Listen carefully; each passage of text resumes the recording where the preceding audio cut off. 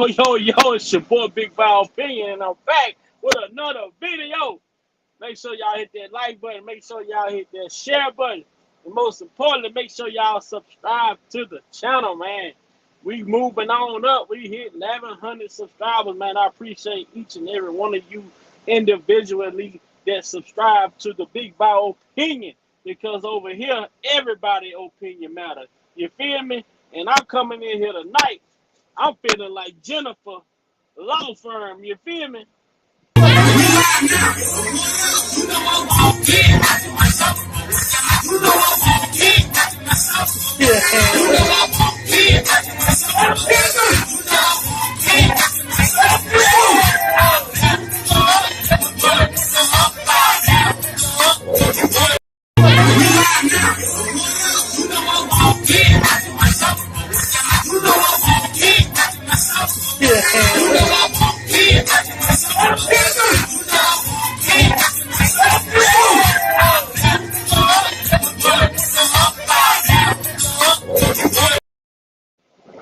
Hey, what up? It's your boy Big Val Opinion, and I'm back with another video. And I'm gonna say this before I even get started. Fuck the media, you hear me?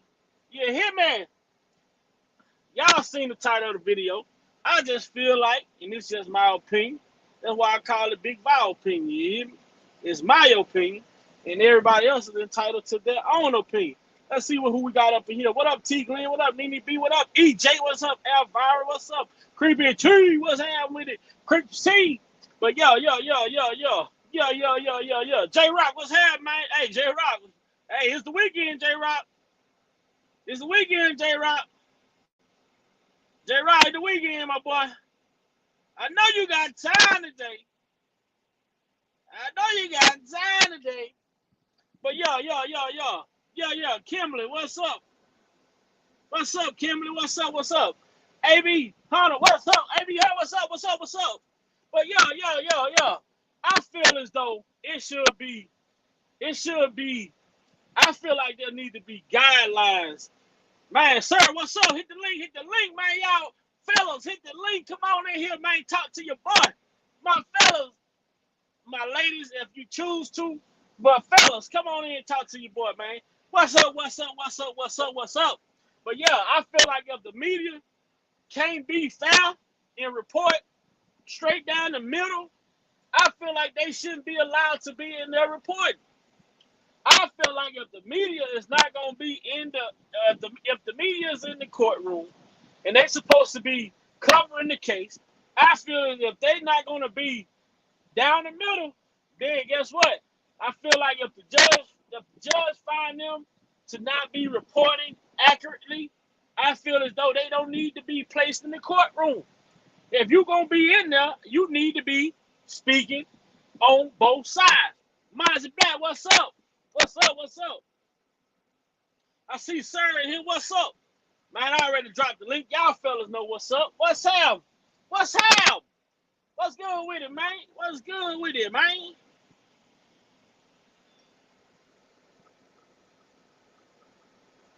Okay, I see my brother David in there. Creepy T, happy birthday. Happy belated birthday again. What up, Big Val? What up, Chicago's on. David, my big bro, David. What's happening with it, man? You got it, man. Hello, David. Hello, Big Vi. Hello, everybody in the chat. I just came What's up, Creeps? What's up, Creeps T? What you want to say?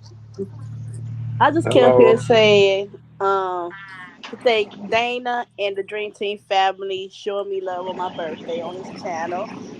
I thank everybody. Oh yeah, this what we do over here, man. We celebrate everybody. We try to celebrate everybody if we can. You know, that's what family's about. Yeah. Oh yeah, but I'm about to tell to these biased media coverage people right now. So if you don't want to be in the line of fire, I know the media is lying. Right now ain't the time to be in the line of fire. If you ain't trying to get shot, your ass better lay down. I shoots back. All right, then. What's up, sir? What's Brother good, brother? David, what I had emailed you, David, man, trying to check what's the talk like around Chicago, man, since the trial started.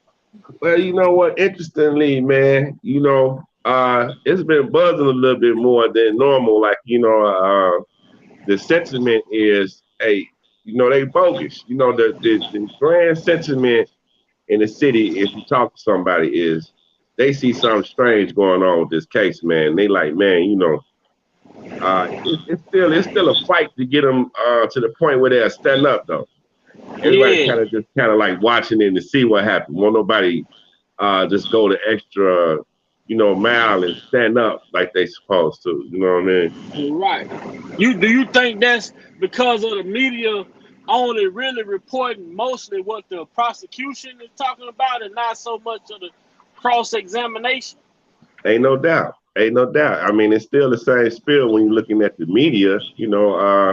All they reporting is like it's sour towards R. Kelly. It's no real neutrality in how they reporting that. Right. You know, What's up, and sir? these, All right, go ahead, David. Go ahead and finna get it in, David. yeah, I'm just saying these people they listen to the media, man. Um, and that's all I can say. They really the media really did what they was trying to do with the people, man, because you really got to break it all the way down just to get them to even consider, man, it's some bullshit. It could be some bullshit. So, Right.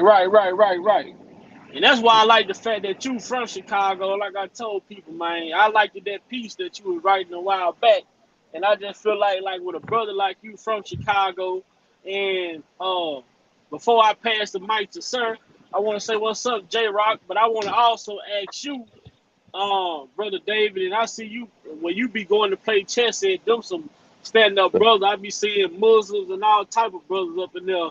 So uh you know, like how do people like how do the city of Chicago receive people when it comes to those type of accusations that Kelly was facing, and like how do the city treat people that they feel is really like on that type of time? oh man, I know for black people, we don't appreciate it not one bit. I will go so far to say all the people I know, no matter what nationality, in Chicago, that's frowned upon, man. Like I was saying before, you may even have a little dip that's younger than you, but we won't know it, because it's not something that's tolerated like that. You know what I mean? Right. So, and I just wanted to ask that because I know on certain platforms we go around and we talk about like in the cities where we from. Look, we ain't having it. We hear this, we hear that. Look, we going to check sources. You feel what I'm saying? But I Mm-hmm. feel like a lot of shit with R. Kelly is that these narratives has been planted around this brother, and him being who he is, he has never defended himself against certain accusations that people put out against him. So Right, by circumstances, it makes him look guilty to some people. You know what I'm saying? Because, like you say, but you get put in a catch-22. Nowadays it's a catch-22. Somebody make an accusation about you, and then when you defending yourself, even though you guilty, even though you innocent, you look guilty because you defending this accusation. You know what I'm saying? Why you right, defending it if it ain't true? right, But you like right, shit, I ain't did shit, so I'm trying to clear my name. But you right. gonna have some people that understand that, and then you gonna have some people that are like he must have did something. Right. Yeah, absolutely. It is a catch-22 because if you don't say nothing, accusation like that is so strong that they'll be like, oh, that nigga ain't saying nothing because he did it. And then if you Right. do say something, oh, that nigga going too hard because he did it. So it's like, damn, man. So it really is a catch-22. You know what I'm saying? Right. Mm-hmm. So, brother, Son Miguel, what's up, man? Come on, man, bless us, man. What's up, J Rock? What's up, D? What's up, Big Bob? Man, What's Hey, up? I hey. think I think at the end of the day, man, What's we up, Sir shouldn't be. Miguel? What's up, brother? We shouldn't be surprised at what the media is doing anyway. You know what I mean? I think in any case, it's always going to be one sided. It's always going to be towards the prosecution. But as long as people out there presenting information to the public that's either, at court or blogging about it, whatever the case may be, it can make the story a little bit more balanced. But at the end of the day, it's always been unfair advantage for R. Kelly because of what's been put out there. But the narrative is always to make him look like a monster, even though we know that what's being portrayed is not really true. You know what I'm saying? So you just got to be aware, man. It's a dirty game. It's dirty tactics involved in this shit. And for people that's not really paying attention, like I was telling people nowadays, you got cats flying chicks out that they don't know, right? You got to be real careful with that shit because they can use a man act. They can use a man act against you now. You know what I'm saying? So but what about you want to get? What you hold on right there. What you think about think about the government committing a man act, flying a alleged victim across state line? Look, man.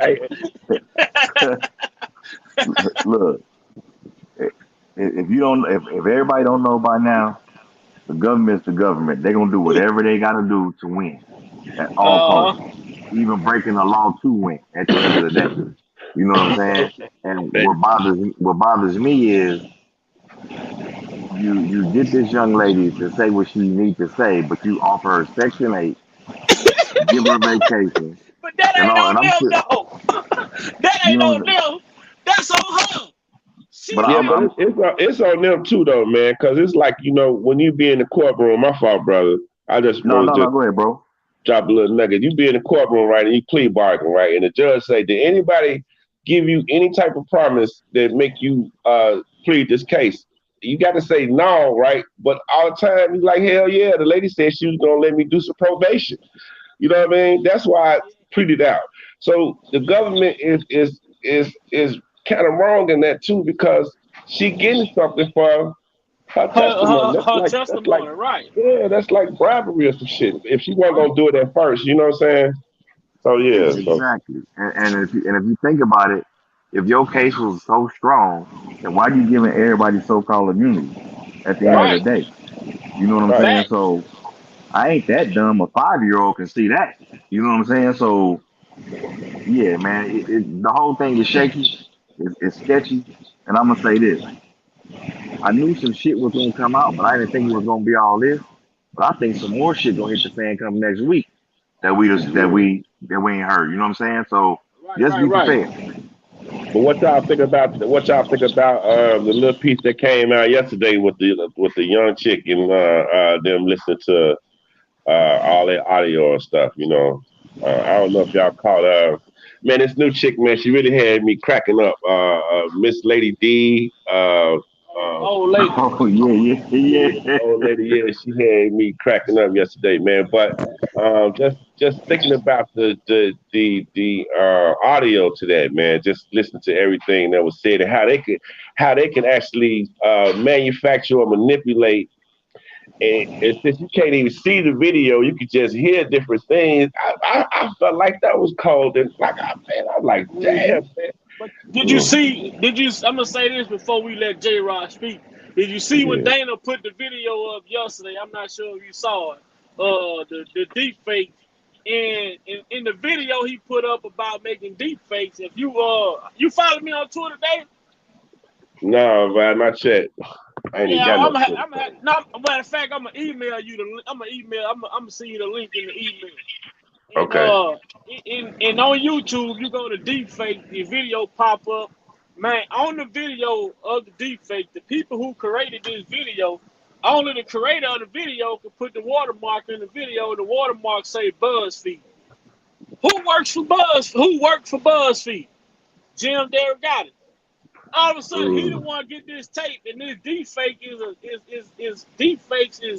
they can take a person body, they can take a person, they can simulate a person and make it look like somebody that is really not. You can take the voice and everything.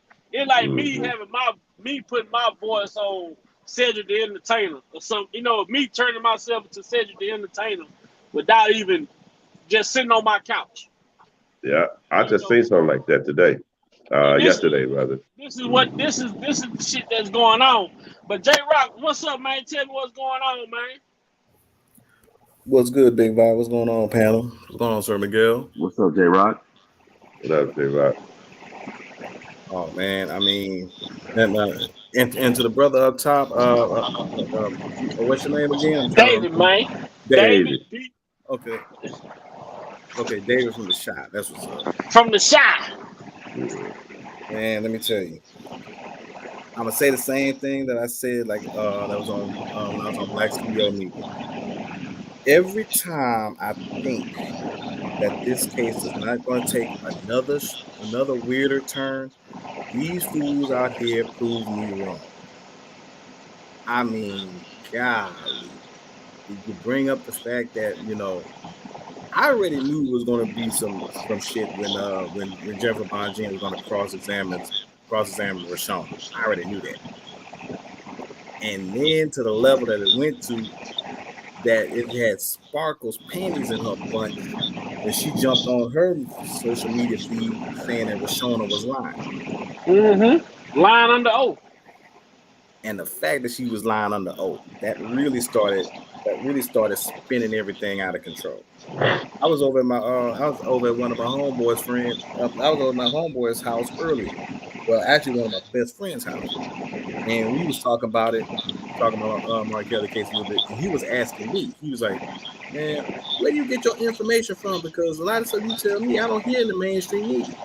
And I told him, I said, "Look, number one, I don't listen to nothing that the mainstream media says in regards to R. Kelly's case at all. At all. Anything you hear, take it with a grain of salt. As a matter of fact, if there's anything smaller than a grain of salt, you get that. Because at this point, to me, I don't even subscribe to anything that the mainstream media said. I got a friend of mine that sent me articles via messenger. And I'm like, I don't even know why you sending me this. No, I'm not going to mess with you in regards to that. And some of them will always had pervlad.com and all these other sites. Yeah. I'm like, why are you sending me all this? Because I could tell, because I've been telling them right now, I said, everything you're sending me about R. Kelly right now is going to be biased and severely slanted. Man. So there's no reason for you to even send it. So everything he would pretty much send me, I would counter back with something else that I already had. Right. So it's almost, to me, as though I just feel like if you're going to be a journalist and you're going to be reporting, bro, I feel like the judge should be able to say, look, if you're going to be reporting on this case, man, y'all going to have to report this case down the middle. It can't be one side. Right. You know what I'm saying? It should be limitations to being a journalist, man. You shouldn't be able to just sit in here and put out one side of a story. And like you say, like these jurors, they go home over the weekend. Is this what they want the jurors to see? But the whole thing about it, what I think is going to be kind of favorable is if I'm a juror and I'm listening to everything that I heard, and then I know I'm not supposed to be watching nothing on TV or any of that. But if I'm hearing in the media, it's just all one side of a story being told. Hold on now, something ain't right. No, Val, you got these people. I'm telling you, man, it's like old boy, like my man just said, well, he don't listen to none of the news. He don't believe everything with a grain of salt. You got people that's totally opposite.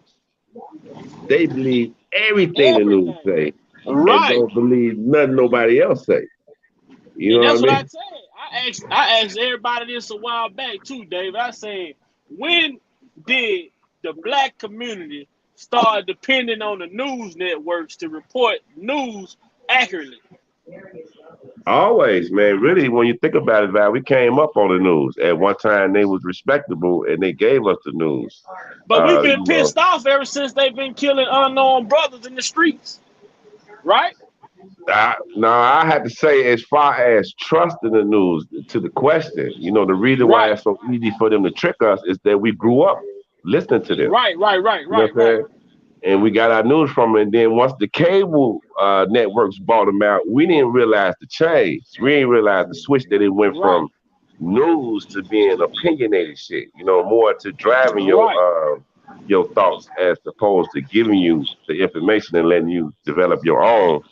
You know what I'm Right. saying? They start driving your, you know, the what's the name, leading you. You know what I mean? Because people don't understand the real meaning of the TV. They say they stopped calling it a television because they didn't want people to understand what they were trying to do, and they shut it up Hmm. and started calling it TV. Because Hmm. once people will understand that they're trying to tell you a vision, then damn, people gonna stop watching that shit Hmm. because this is someone's vision. I mean, that's like you say, the news is a big opinion. There's a big bias opinion because you Hmm. have shit going on in Chicago, New York, Louisiana, California. How is all these news stations talking about the same shit? The same shit ain't happening in all these states now. Hmm. Hmm. And But you know, I had a clip, man. It was so tripped out, man, because they had all the news people, right? Like you just said, in different states, different cities, and they were reporting the exact same word for word script. And I was right, like, damn. And then they will edge out a little bit and make it like personal, make it like fit them and they city, but it was the same format, same script and everything. I was like, wow. That's when I I'm tripping. understood. I'm tripping on the fact that they say in court that Sparkle gave Jim the tape, but you heard Jim say when he got the tape, he called Sparkle and asked him, "Well, it her niece." I'm like, now hold on, now. How But can but you ask make that shit make sense? but ask yourself this question: why would you now remember? Um, What's why up, would lavish I lady? think I don't know if it was the police or somebody said something about if she came down or to verify something, but at the end of the day, why would you call Sparkle instead of the parent? At Why the would end you of the day, call either one of them instead of the detectives? true that too. You know what I'm saying? But here's another thing that I tripped off of when Lady D was describing the audio. What 14-year-old talk like that when it comes to sex? Right. That's the same thing I said when Jennifer asked her. She said she was being submissive. I said, what 14-year-old fucker know about being submissive? It's motherfuckers in their 40s right now that don't know shit about being submissive. Do you think that Exactly. makes sense? So now, if you think about it, 2002 she's 18, 2001 she's 17, 2000 she's 16. Now I didn't realize that she had moved in with R. Kelly and them. But I think when she said she was 17, Say she am I stayed there for correct? 10 years. What's up, small fry? Yeah. See, the whole story don't even add up because It one don't. minute But it was even the this. necklace, they say they can identify her by the necklace, but in the clip, in the tape, you see her giving the necklace in the hand, put the necklace in the hand, in his hand. Then she said there was another necklace. The necklace on the passport picture is different than the necklace in the video. And then apparently she's supposed to have gave the necklace to the lawyers at back then, right? Yeah. See, a lot of stuff is not adding up. Then the detective said that the tape. He went to go get the tape. The tape was gone. All of a sudden they trying to say that's the tape that R. Kelly and his manager bought back. But I'm like, well, if they bought the tape back, how the hell did y'all get it to even show it in the 2008 trial? Exactly.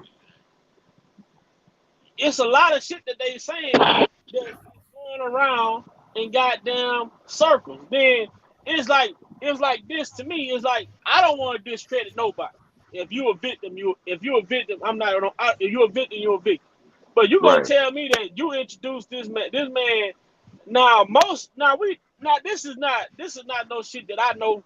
I've never been in this situation in my life, but I watched shit like this on TV on these when we watch TV where who killed this all these different shows and shit you watch.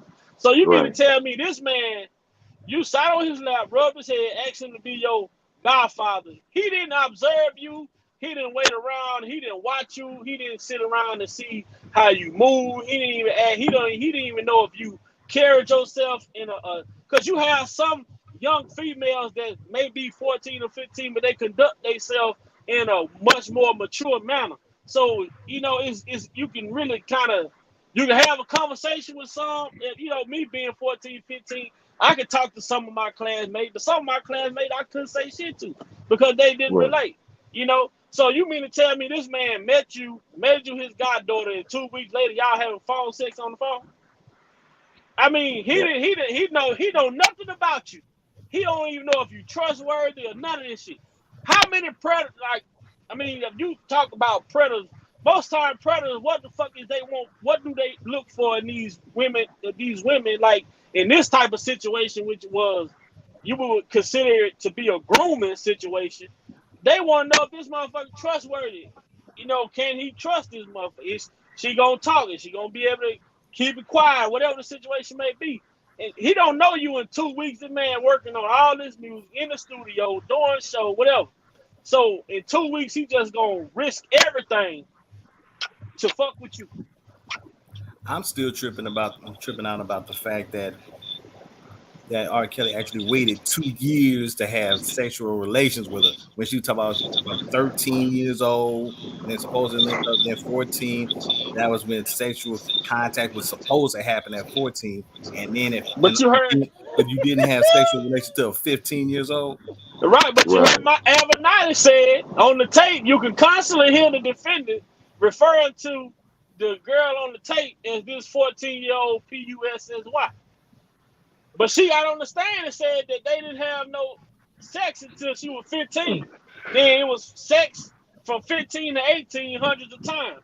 But what about the hidden? If they got hidden cameras in the house in the smoke detector, y'all have sex hundreds of times, and there's only one tape with you on. I'm trying to understand this shit. Who put the hidden cameras in the house? here's the problem that I have with that. Because whenever every man on this panel or in the chat already know if you linked up with a certain female and you already know she cool with you, whatever the case may be, you're not gonna refer to her age while you're getting it in. Fact. You are You not gonna going to be incriminate? referring to her age. You just gonna incriminate yourself. You just gonna incriminate yourself. Basically, that's what I was saying the other night, right? I said they seen this man walking around with a duffel bag with child porn. I said he might well have been walking around with a duffel bag with 2 bricks by a K9 unit. You know what I'm saying? Fact. You asking to go to jail. You know what I'm saying? You Yeah, walk ain't around no with this doubt. shit like it's normal. You know what I'm saying? Come on, you gonna go up and you gonna go to New York, goddamn me, with a goddamn firearm hosted on your side with it showing, knowing New York, they ban concealed carry, right? This Right. the type of attention you walking around with when you walk around with a duffel bag with child pornography inside of it. And then y'all say he didn't let the bag go out of his sight, but somehow a motherfucking roguish ass woman ended up stealing. Then I say, you know how accurate you got to be? A bag, y'all say a bag with almost 100 tapes in it, and you gotta be the luckiest motherfucker in the world to go in that bag in one hand, Johnny, and just pull the right tape out. If you go back and listen to Lisa's story, she said he went to the bathroom and came back. She had the tape, just so happened to have the tape with her and Jane on it. So how the hell? I mean, you gotta be. I know this man was sitting here writing on the damn tape, Lisa and Roshan. You know what I'm saying? This shit it don't make sense. A lot of this shit don't make sense to me, man.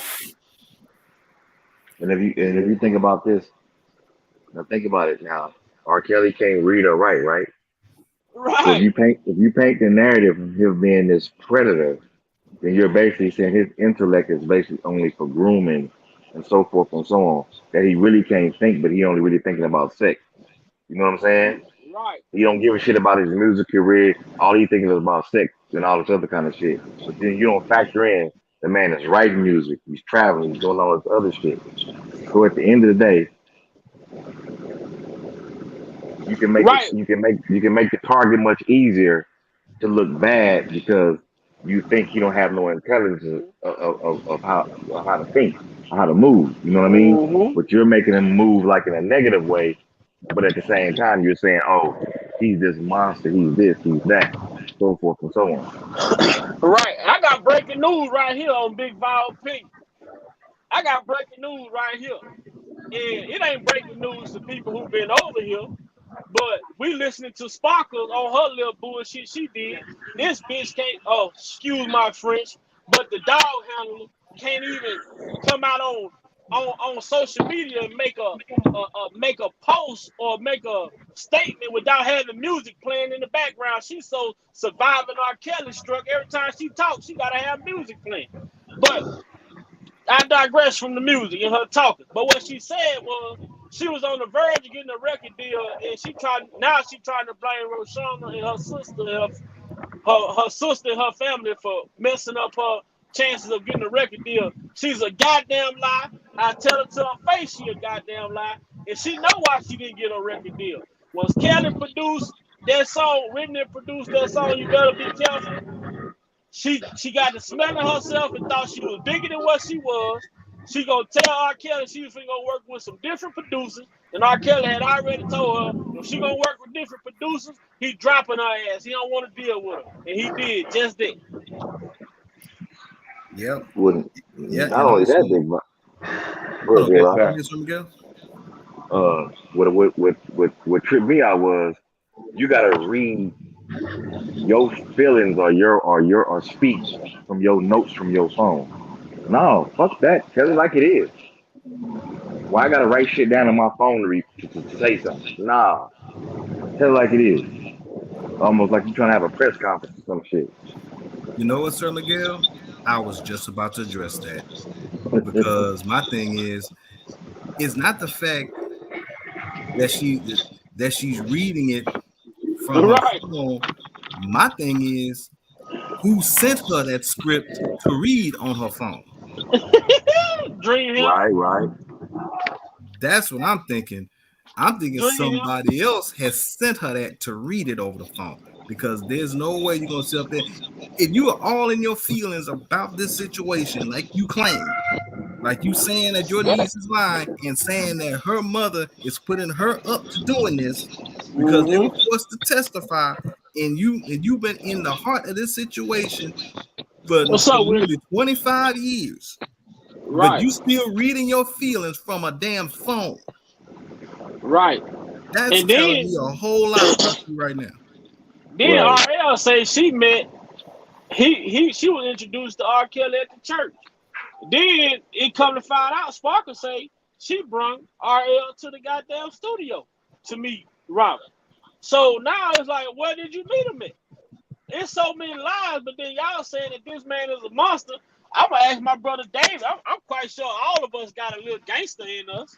You know what I'm saying? All of us got children that we care for. But I'm gonna ask the question. You mean to tell me that a man gonna come to you as a man?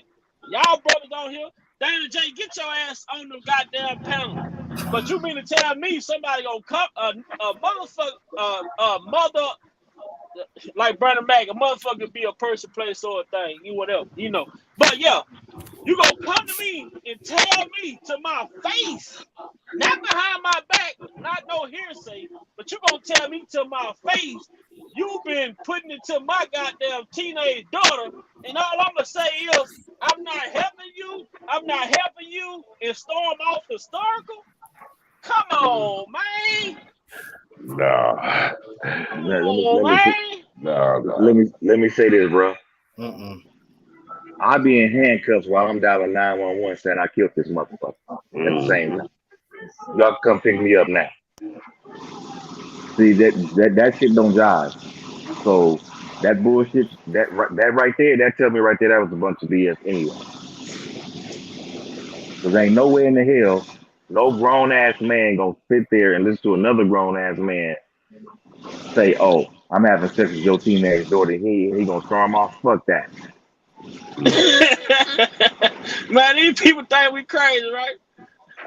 That's the thing about it. They think we stupid, man. And the thing is, we was stupid, but we ain't stupid no more. We waking up. Enough people, you know, and that's the thing. That's really the key thing right now is the people are standing up for them. You know what I'm saying? That's what makes the difference at this level right here. You know what I'm saying? The level of interest that we showing and demanding that they do right in this court.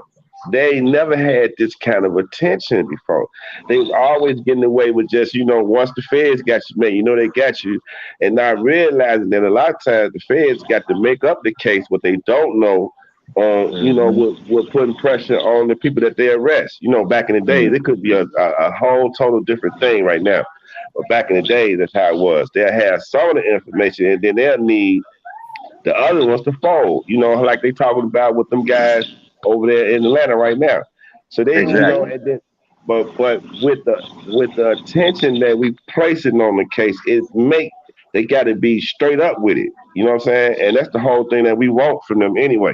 You know what I'm saying? I wish we could actually charge the federal government with a RICO Act. You know what I'm saying? For real. Because they the ones that's doing everything. You know what I'm saying?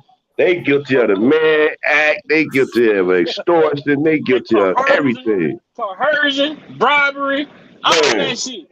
You know what I'm saying? And they need to be charged with the RICO Act. I keep on referring back to this Tupac thing, what they doing now, and this interview that I got the clip of on my channel where they talk about, once the government has exhausted all of their leads and they find it and they can't find nothing, they have another tactic where they compel people to cooperate, which means they go and find dirt on people and they build a case against them, and then they bring them in and say, look, you facing 20 years in prison, but if you if you tell us what we want to hear, we can do away with this criminal activity that you've been committing, and we'll let you walk.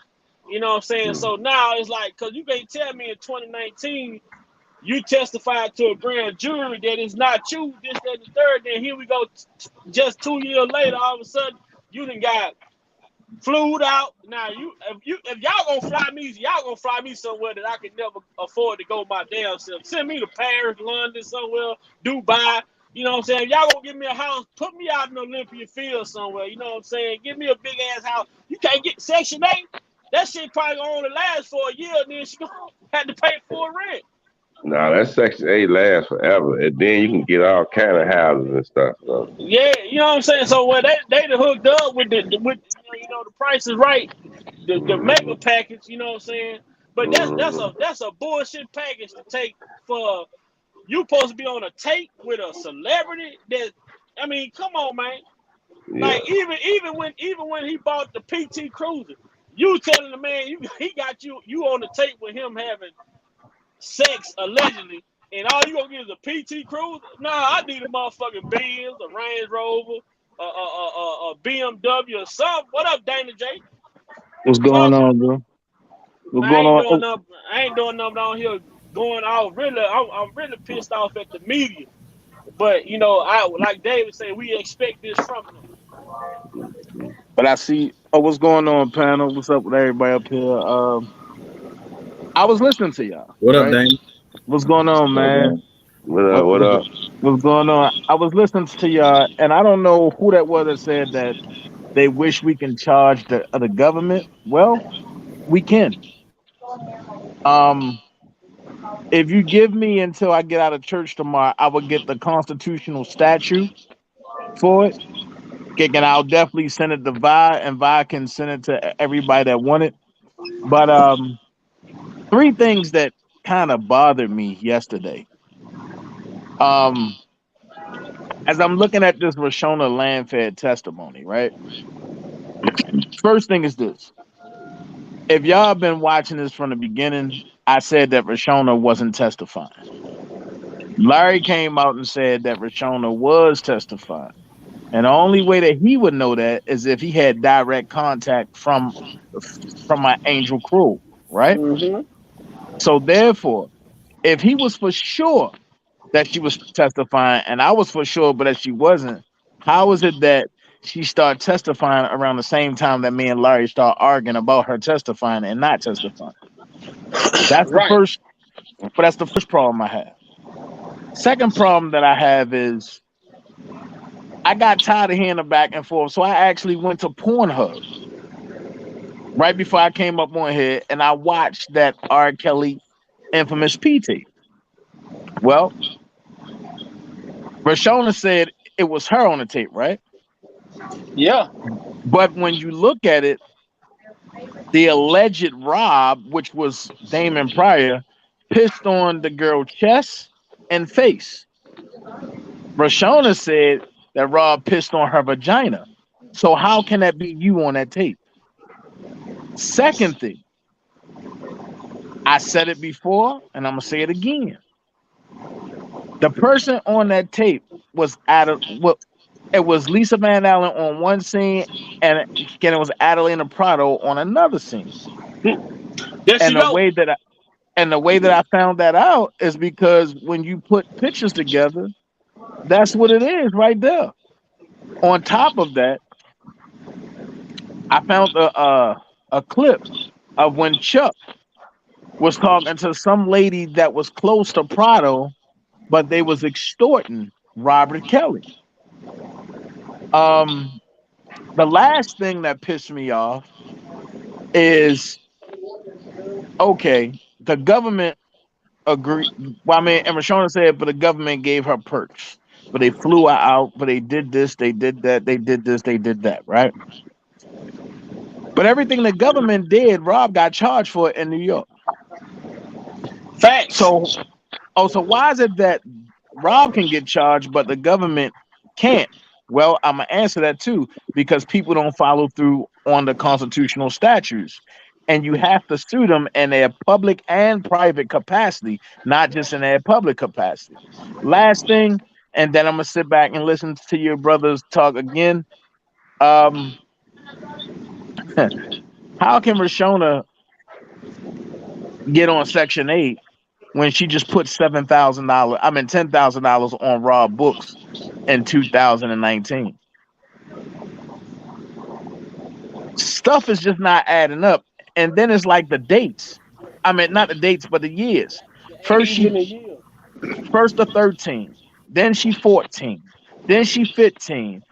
Then they had sex on a tape at 14, but you lost your virginity at 15. Man, this shit ain't. Look, this script is fucked up. Right.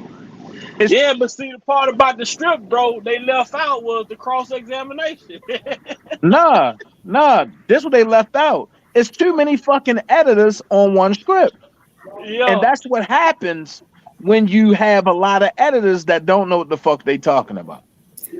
I said this on Black CEO panel. I think it was yesterday or last night, whatever the case may be. I said, what old soap opera writer that they got to put together this bullshit?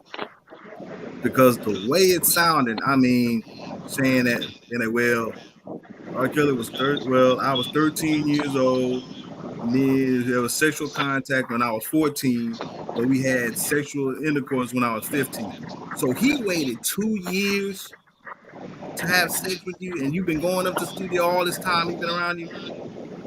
After having phone sex after 2 weeks of meeting them, right? Well, J-Rock, did you hear my breakdown? At 13, allegedly, he's supposed to have had phone sex for a whole year after meeting you.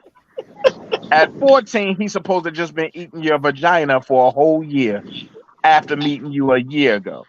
And then 15, he's supposed to have had relationships with you and popped your cherry. But you claim that you was on video at 14. Make it make sense. Well, Mike Avenatti say he kept here referring to this 14-year-old PUSSY. Now, you know, I just want to say, man, the way y'all phrasing these questions is kind of, I mean, it's possible. It's very possible to do all of those things.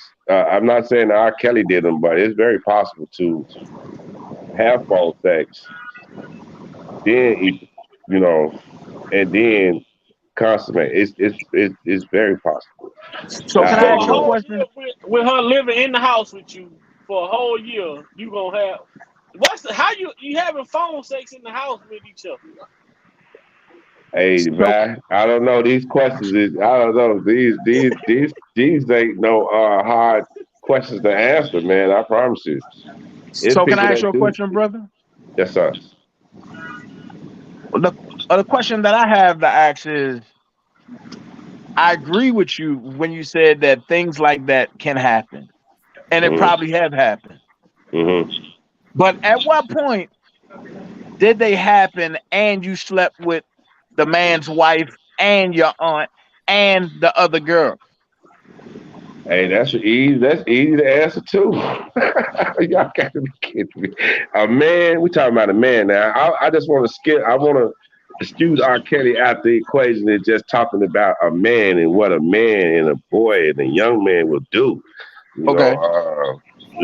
And the truth is, all that's possible. And all that has been done. You know what I mean? That's what make the case so strong is that they are taking the natural nature of a man and putting them on trial for it. You And feel I'm me? glad and I'm glad you said that.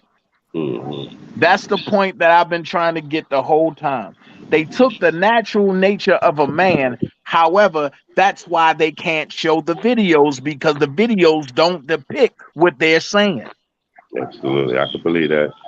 So now, if I can have somebody that I've coached come in and say that it was them and I got perks for them waiting, why do I got to show you the video?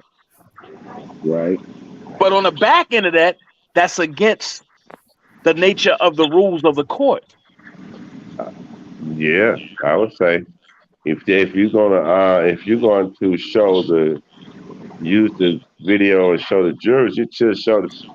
I don't know. I don't know how that goes. I don't know how that goes. And But check it. But then here's the crazy part. Everybody can hear the audio, but everybody knows that audio sounds worse than the video. absolutely. So therefore, and the government knew what they was doing. Right. Just like just like when they showed some type of clip and then Jennifer Bonjean objected to it and said, well, I need to see it. And the government said, oh no, that's contraband. Wait a minute. Yeah, If that's you're going to true. use the word contraband in court, but the judge should have said, wait a minute, can't nobody use it because contraband is illegal. Contraband is nothing but illegal substance or illegal anything, but it has entered into a specific place. So therefore, if the government can use contraband, Bonjean came back the next day and talked about the sparkle thing. And the government said, oh no, but that's outside source. But look, if I was Bonjean, I would have said, oh, it's contraband. I can let you see it, but I can't let you get it. I would have played that card. But the problem I'm having with this is you don't know how Judge Leavenworth taking it because he getting martinis every day. Sleeping, motherfucker in there on Falling asleep at the melatonin. same time. In there, he in there on that melatonin, falling asleep. Hey, this trial just seemed perfect for a mistrial or a retrial or a acquittal. It just seemed like it got It's a all the whole, elements it's a that lot of make cliffhangers. that possible. Yeah. Yeah, it's gonna be. Hey, but I was so disappointed with the last trial, man, that I have just made up in my mind the way that they going after R. Kelly. It's gonna have, you know what I mean? It just seems like it ain't gonna matter what they turn it. And another thing is with they saying that the informant only was participating in the New York trial, which is turning out to be a lie. This information, Yeah, how did y'all get? How did he get information about what's going on in Chicago if he only assisted in the New York trial? Because he came out on his platform and talked about things that's going on right now. All of the Jane Doe there, all this shit. He knew all this too, and she took her deal. They gave her little stipend around the same time he took his plea deal. See, it's some. I'm gonna just say this: people need to be prepared from when Jenny spin that block. Cause What it she gonna did happen. in Chicago was a masterpiece setup for New York. And I'm gonna leave it right there because I can't say too much. Hell yeah. So see that. And as I said before, I figured Chicago would be much different than New York, and a lot of stuff probably will come out that we least expected. So I'm expecting more shit to come out that we don't know. And at the end of the day, a lot of people gonna be surprised. Whatever she bring out, it's probably gonna turn some heads. Somebody gonna be looking real stupid in it. and the biggest thing they wanted was they really wanted Glossman and Bogene to be in there going at each other. That's what they really wanted. But see, if you really pay attention, that's what's going on. But it's not to the degree that they want it to be. They want it to be where Daryl McDavid say, I hate Robert, and I'm just going to just obliterate him. Whether it's truth or whether it's fact or fiction. But they're not getting that, but they're getting finger pointing and pull back. Mm-hmm. And that's what's frustrating the government. However, I will say this. If Drea have to take the stand, she going to jail. She should have took her deal. If Drea have to take that stand, she going to jail. And I'm going to tell you why. It's more than just Rashona that's going to say, but they going to actually, I'm going to put it like this. If Drea take the stand, but they're going to have to bring Rashona back just to testify about the times that her and Drea had when Rob wasn't in town. And remember in 2018 when I told y'all the hog tying came from Drea. It didn't come from Rob. Now you about to see it play out of who really got hog tied. If you hear what I'm saying without me saying it, and you already know. I get it. This shit right here, boy, look here, man. Young and the Restless ain't got shit on. They ain't got nothing on this right here, baby. This is the Chicago version of the have and have nots. I'm telling you. Yeah, buddy. Oh man, this shit. And it keep on, and then it keeps on. It's like the more and more. I don't even think Jennifer was even lukewarm. You know what I'm saying? Jennifer team they came up in that motherfucker on Friday morning. You know what I'm saying? They came through there.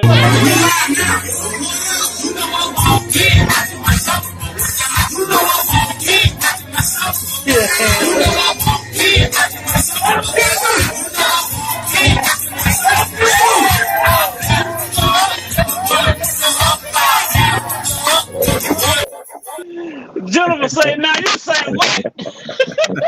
Y'all niggas crazy as hell.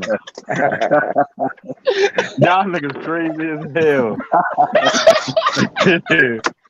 Then the other thing that get me is this right here. All these so-called supporters from 2018, why is everybody trying to turn their back on Rob now? That's what get me.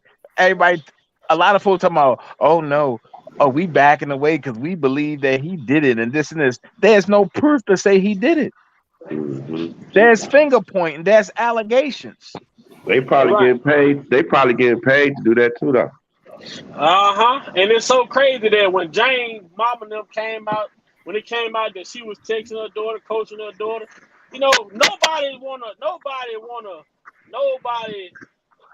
you know, them people over there on that side, you know, regardless of what came out, they still felt like, look, you know, they supported the situation. But now some shit come out. But the thing about it is what they hearing is, that somebody say, well, I dealt with this man. We had phone sex at 14. But we didn't have sex until we was 15. Till I was 15. Then we had sex from 15 until I was 18, over 100 times. But then you say he a monster, but then you ask him to come to your birthday party. Then you was paying for you to stay you was asking him to stay in the hotel. They asked you, was this a form of hush money? You said no. Yo, I said it the other day. Go ahead, Vi. I'm sorry. No, so it's just like for me, I'm more of the type of person like I try to listen to everything, and like I say, it's gonna be much clearer when the transcripts is being, when the transcripts out and the transcripts are being read, and you can get to see what actually was said. Because a lot of the shit that Jane reportedly said was none of that implemented a monster. Only time he became a monster is when she was in a situation where it sounded like she was extorting him. All of a sudden, he was a monster. You know what I'm saying? And then breaking down, crying on the stand. We already know what that is. Anybody making a statement under duress mean what? Say it again. Anybody making a statement? What? Anytime you're making a statement under duress, it's not valid. My point exactly. So why the fuck when Jennifer, when the situation started heating up, she started crying. And Watch she this. answered the question, why is she crying? Watch this, but I'm gonna tell you why. I've listened to people talk, right? And I'm gonna say this. And Sir Miguel and all the brothers up here, tell me if I'm crazy or not. You have a daughter who ain't used to no type of crazy extracurriculum stuff going on. Your father perfectly healthy. It's time for R. Kelly to go to court. Your father mysteriously dies out the blue after meeting with them people. Mm-hmm. And we all know that Homeland Security, FBI, and everything specialize in heart attacks. But they give you that needle, stop your heart attack. All right. Sacrifice. Nah. But it's not a sacrifice.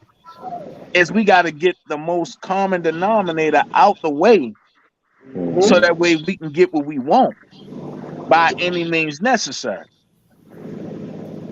So she probably looking at it like, but they threatened to take my daughter, but they threatened to lock my parents up. I called their bluff, and my daddy died.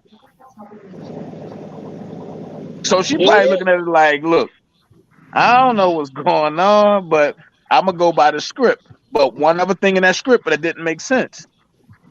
She said she wanted immunity for her and her family, right? Yeah. And she said that she didn't feel safe. Watch this. Nobody knew that you testified except for the guy over there on Oak Cove. Oak Cove and Angel Crew. By way of Angel Crew. And like I said on my breakdown, you trusted the wrong angel. And because why would you feel like you need protection if nobody knew that you was testifying?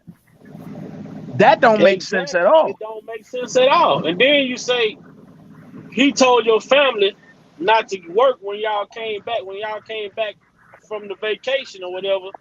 Then, like Jennifer said, when your parents came back, they went back to work. Man, this is crazy, bro. This is really crazy. What's up, Zola? What's up, everybody who's just coming in? Welcome. We just up here, we chopping it down and breaking it down. But what I do have a problem with is the media tainting this shit, but they've been doing it the whole time with the one side reporting. But have y'all noticed on Friday how the media stopped reporting on the case? Oh, they were real quiet. The media was so quiet. It was like a rat pissing on cotton. You couldn't hear shit. Man, that's pivotal. And I got a bone to pick with somebody, but I really don't want to say it on this platform because this nigga right here, this black nigga is the new Jim Derogatis, man. Who? They don't know who I'm talking about. That motherfucking Dr. Seuss looking motherfucker with them glasses. You know what I'm talking about? How you gonna come out and try to break a story of a woman who want to tell her story of meeting R. Kelly at 19 during this trial? I don't know who. I don't know. I gotta see who that is. Oh, you dirty nigga. Oh my god. I know exactly who you're talking about. Now, what's the purpose of that? You said Dr. Seuss. I'm like, okay, you may need to refresh my memory on that one. Man, At this first I was motherfucker thinking like about skinny. Uncle Ben, but No, that Uncle Ben. That's Benjamin. What's that? Benjamin Crump on fentanyl. Who you talking about? Now I'm gonna have to send it to you, but it's this guy. He's a brother. That's the shit Yeah, that don't make sense to me. yeah, And it'd while be this too man is crazy. up here fighting these cases, all of a sudden you Mm-hmm. want to call yourself breaking a story of a woman who want to come out and tell her story about meeting R. Kelly at 19 years of age, and he offered her something to drink and all this other shit. Like, come on, man. Who don't get offered something to drink at 19? Like, Mm-hmm. where I'm from, shit, we were 15, 16 going into the corner store getting half a pints of gin. Yep. Mm-hmm.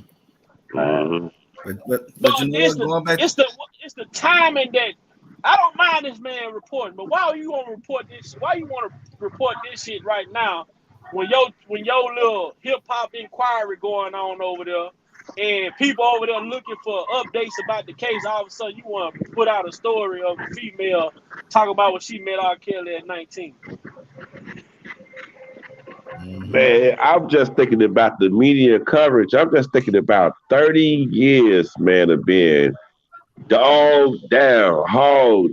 That's why I can't believe that he would do. I'm gonna say that I wouldn't have kept, doing anything illegal. You know what I'm saying? Because I know these people watching me. I know everybody. I mean, I would think that he should know this, right? I mean, like, man, the average person that you talk to, they'd be like, man, Joe, he shouldn't have, man, ain't nowhere in the world. If I would have went to court, beat the trial, I wouldn't have went back to doing that. I mean, so if the average low level thinking nigga think like that, you got to get a man some of that. You know what I mean? I'm just saying, damn.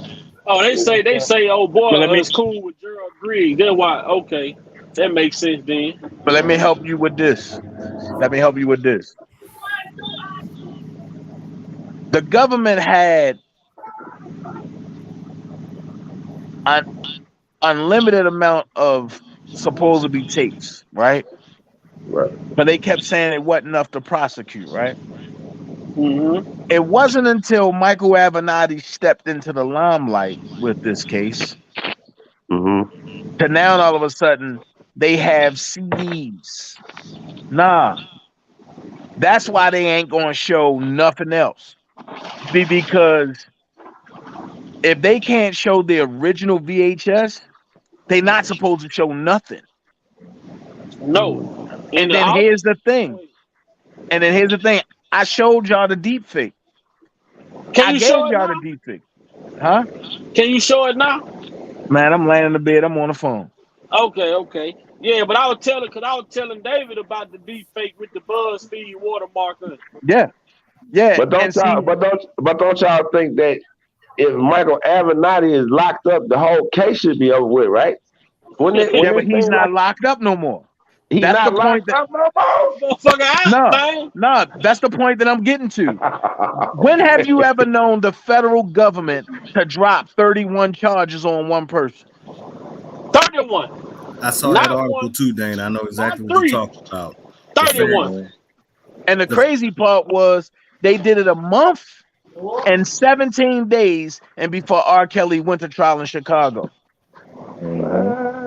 Yep. Now remember this. In the state case, it was the same disc that wouldn't play for nobody. So now, but they said, Mike, this is just me speculating, Mike, and you got to get this shit right, because now, and we got to present this. Because Mike the one said that they had so much evidence and stuff, so much And he said he seen it. Did he say he seen it? He Or said he Yeah. saw it. Not only He not took it not to CNN, and then he say he kept hearing Kelly refer to the woman on the girl on the tape as having this 14-year-old PUSSY. But she say they didn't have sex when they was 14. When she was yeah, 14. and then 15. So you got a discrepancy right there. And then, like like y'all saying, man, who talks like that right at 14? It's obvious that maybe she was getting molested at home already, or something was going on. If that girl Funny, but is if that girl is the doing one from the all tape, she was what the scared. lady said, huh? I I seen the tape. The shit, like Dana say, how is this shit on Pornhub? When Pornhub, you have to have two forms of ID to verify the people that are depicted in this video. There Yep. has to be over the age of 18 to Mhm. consent, So and you got to Pornhub sign a need form. Pornhub need to be on trial too, then, right? Yep. Exactly, but you have to you have to sign a form. I think it's a 50 something. I It's a forgot what. 501c release form. Yes, that right Mhm. there. And then I want to say another thing, right? Remember all the channels with We 18 come get us, and Yeah, all those type of I'm just saying, man, what they doing to R. Kelly is, hey, listen, man, I ain't saying all evidence. I ain't never met the man or nothing, but it's just so fascinating everything that I'm seeing, Joe. It's like, wow, how could something be any more crooked than what we looking at right now? right. And you mean to tell me, hey, so you from Chicago, Dave? If motherfuckers see R. Kelly downtown Chicago shopping somewhere, how long you think it'll take for that shopping center to get full? Not long. So you mean to tell me this motherfucker will go up to the high school and he ain't. I mean, he shouldn't even be Well, able to. I want to say now. I want to say Chicago is really not the fan type, though, man. They not. You know what I mean? Like, it depends. Maybe back about 20 years ago, like he ain't FBG ducking nobody like that. They probably do that for them type of cat. Right, but we talking You know about what around I'm the saying? time they were saying that he would just show up at the school. You mean to tell Oh me yeah, this yeah, yeah. motherfucker come to us, man, motherfucker run out of class, everything, that's they call Yeah, celebrities like that, they call that inciting a riot. You can't go yeah. into a public mall and things of that nature without calling Well, one thing that you hear a lot though when you bring up R. Kelly is, I'm on the South Side and I do play chess in Hyde Park, and that's right. right in the Kenwood area. Kenwood High School is right down the street from there. That they say he be going to. So when I would bring up the conversation in the park, a lot of people would be like, "Man, yeah, Kenwood be there. It would be. I mean, I don't know if it was Hyde Park or Kenwood High School, but that one would come up. You know what I'm saying? And I'd be like, well, what that mean if he was up there, So so yeah, that's one thing that actually does come up is the high schools. You know what I mean? So Uh, question. So Dave, I got a question. Are you from Chicago, right? yeah, I'm from Chicago. All right. So how is it that R. Kelly going to Kenwood High School and to talk to Miss McGlynn and for her to show him things come up, right? Right.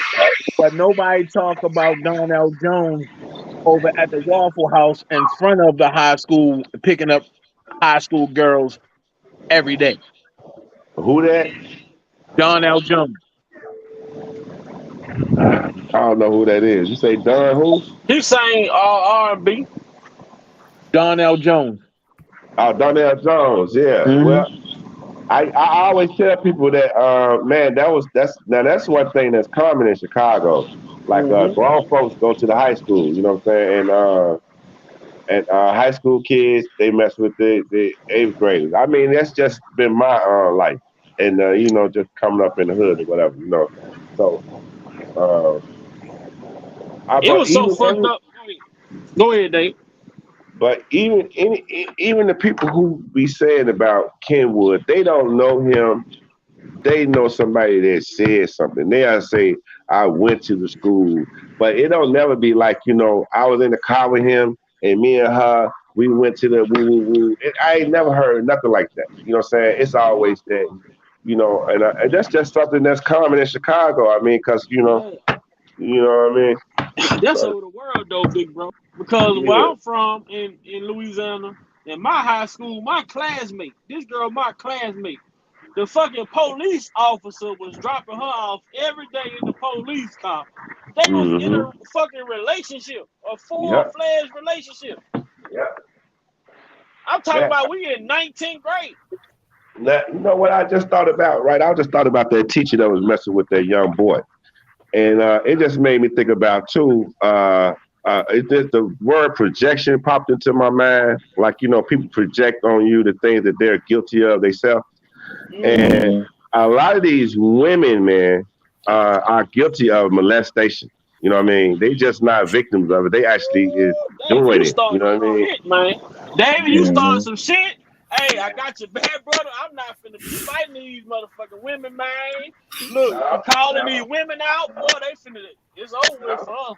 That ain't the type of tea I like. But it's the truth though. But I'm not talking about women in general. I'm just saying that's something that's I'm just being funny, but it happens often, but they don't see guys the way that they see females. But according to studies, females mature faster than males. So how are males supposed to be innocent if a grown ass woman is dealing with a 15 or 16-year-old young man? Hey man, I'm talking about it's almost impossible to resist. You know what I mean? Shit, tell me about it. I've been there. Yeah, it's impossible to, and that's the thing about the nature of boys, right? Is that, man, Joe, the wind blow. You feel me? You know what I mean? You have to be around people. You have to actually be taught self-control. You know what I'm saying? And a lot of that goes into the breakdown of the house because a lot of us ain't growing up with fathers in the house. You know what I'm saying? And if we are, they getting drunk or they acting inappropriately. So, it's a combination of things that make that happen. But a lack of self-control with boys, is an issue. You know what I mean? And you have to be taught that. You know what I'm saying? So I know. I mean, it happened to when I was like 16, no lie, true story, man. And I met this woman one day on some humbug shit. And she said something to me, I said something to her, one thing led to another. I didn't think it was gonna go that far, but it went. So, word got around to my mama, like, hey, I heard that, your son dealing with this woman. So my mama come asking me about it. So I told my mom, I'm like, yeah. My mama like, shit, I'm finna call the police. I said, how can you call the police on the woman when I'm a willing participant? This shit is what I want to do. Mm-hmm. Shit, my mama told me, hey, you get your shit, you go to your grandma's house. If you gonna be doing that. I say, shit, I'm out then. I mean, but they don't understand what that shit does to us as a young man. You know what I'm saying? With these grown ass women approaching us, doing shit that they way more advanced than us. You know what I'm saying? But when it's a female, the female they say the female mature quicker than the male. But these females now, and nowadays, man, I have to be on my daughter. I be on my daughter mama so heavy about what she choose to put my daughter on, all type of shit, because nowadays these young ladies out here dressing like the goddamn mamas. You don't know who the mama, who the daughter. I got a daughter just graduated from 8th grade this year, man. Her friend was the valedictorian, and they look like two grown women on us, like they graduated from high school, Joe. You know what I'm saying? So, and my wife dresses my daughter, which kind of that's herself. She's modest in her dressing. You know what I mean? She's like a She going to high school this year, so I'm really, really nervous, man, with all the stuff that's been going on, all the stuff they're injecting into the schools and shit in the curriculum. It's like, you know, hey, man, you know, you just got to be on it and try to keep them as pure as possible, innocent, you know, as long as we can, you know what I mean, and just prepare for it, man, because ain't nothing but to me, ain't nothing but a whole bunch of snakes out there. That's all I'm trying to say, baby, please. You Your know. first date now gotta be to the goddamn DMV. See, Mm-hmm. I need to know how old you is for sure. Goddamn, you need 2 forms. I need 2 forms ID presented right here in front of. I'm gonna take your ass to the police station. I need you to verify her age. Goddamn me. Yeah. And I want to go back to what something Dana said earlier about she was trying to land there as father. You think about that. As soon as he passed away, they gonna testify, right? And think about this in general. When you can remove the man out the house, that's sort of setting the example. Then you can storm in and you can transform that woman's mind to do the opposite of what she normally wouldn't do. Fact, You know what I mean? So fact. when they stepped in at the right time because guess what? They were vulnerable. Yep, vulnerable, and he had and the daddy was the motherfucker who had the income coming in, so he was keeping Exactly. everything afloat. Mhm. You know what? That's a real valid point, Sir Miguel, and I'm a piggyback on it a little bit with this one example. What we're actually seeing right now, this is the Moynihan report playing out in front of us right now with this case, because with Greg Landfair already deceased, and now here come the government giving aid to the women. Just like it was said in the Moynihan report when they talked about how the man was being removed from the house and you can get funding from the government, but the man can't be there. Exactly. Hide his shoes when they come and put his shoes and clothes in the dryer. Exactly. Or in the Mhm. closet, someplace where you can't even find, where there's no evidence of him being there whatsoever. Hey, prime example. Go back and look at the movie Claudine. Yup. Prime example. Damn, The I movie keep what? saying I wanted to see that movie. The movie Claudine. Oh, okay. Yeah. Every time a Man, social worker came by, what would she do? She would hide the She was high boyfriend James clothes Earl and shit like Jones. that. Exactly. man, this shit is so crazy though, man. Because like honestly, like this whole case is built around all their cases is pretty much be built around one key person. You know what I'm saying? But they saying that this is a pattern. But how is it a pattern when there's only one person in question?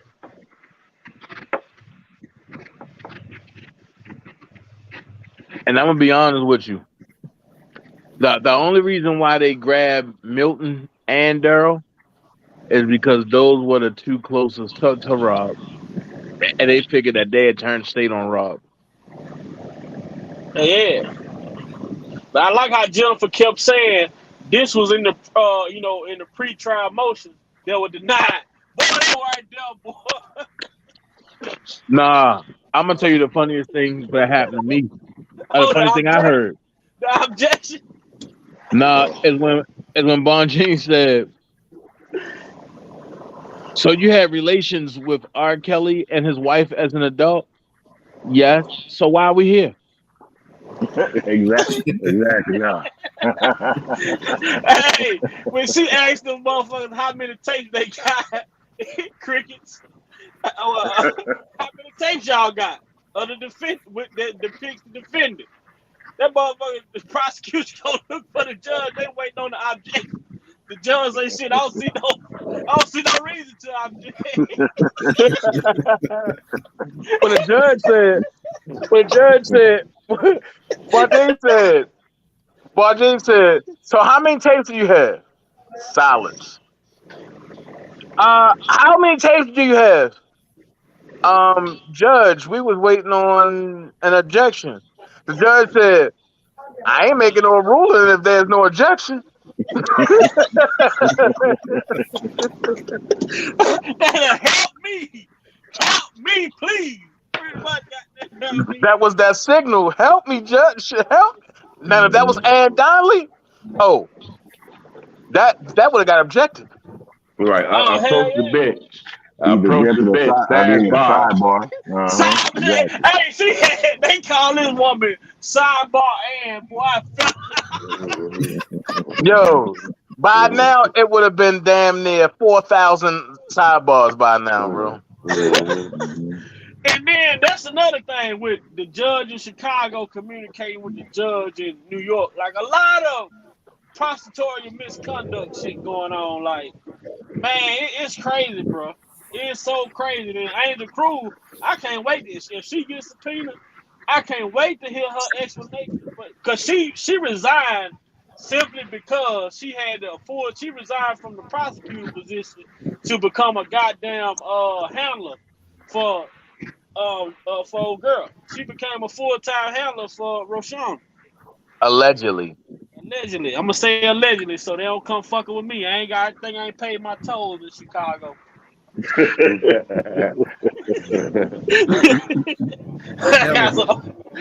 got some unpaid tolls in Chicago, man. Hell, if Leavenworth turns around and give you sidebar, you might actually get real drinks and shots. But that's crazy. This nigga name almost compared to Leavenworth. Whatever that motherfucking name. Leavenworth. Yeah. I don't know. He looked like he about to. He looked bad off than motherfucking Joe Biden, man. Yeah, man. That's the truth too. Man. Like, so was any one of y'all in court this week? Nah, I ain't been in court. I asked David, like, I did ask David, like, what's the nature of the people around in Chicago, since the trial had started, if he want to, go back over there again. I don't know if he was in here yet, Dana. Man, well, hey, it's like he ain't in Chicago. Like, where I be at, hey, listen, man, them people ain't thinking about R. Kelly, man. I promise you. I promise you, man. It's really a trip. It's like two different worlds, man. I come here, I talk, we engage, and it seems like, it's everywhere. I go outside my house, my everyday life, man, and niggas looking at me like, man, Joe, what you talking about? He was here in court? I'm going to ask this question because I made this statement like 20 times, and people get mad when I make this statement. I said it's pockets of people that love Robert in Chicago, but Chicago as a whole do not love Robert.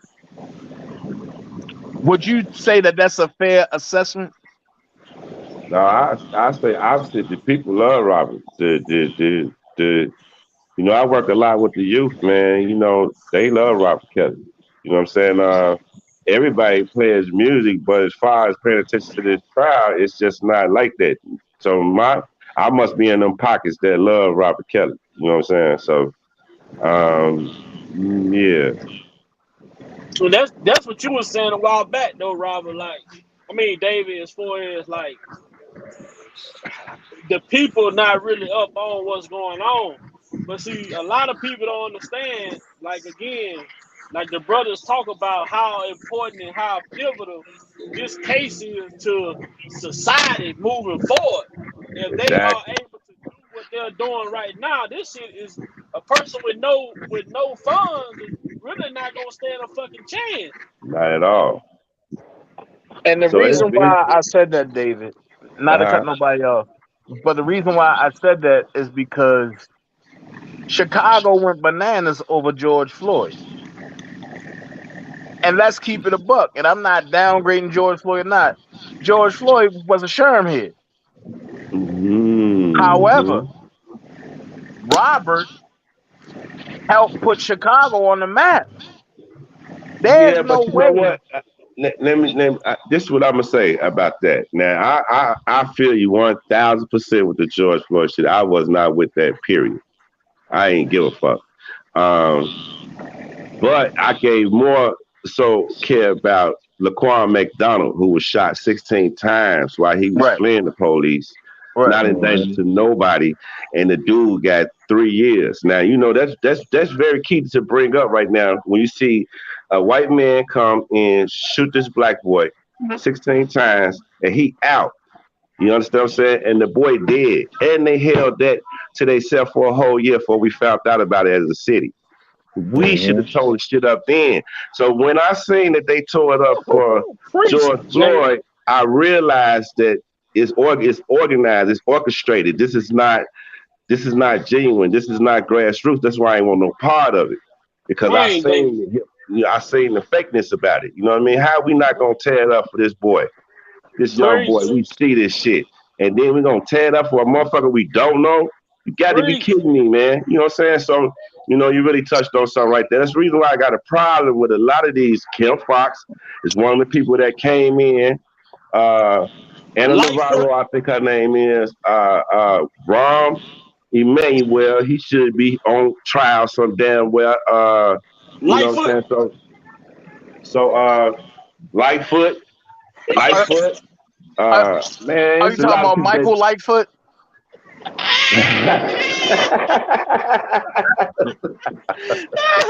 Y'all did it to my mama. Man.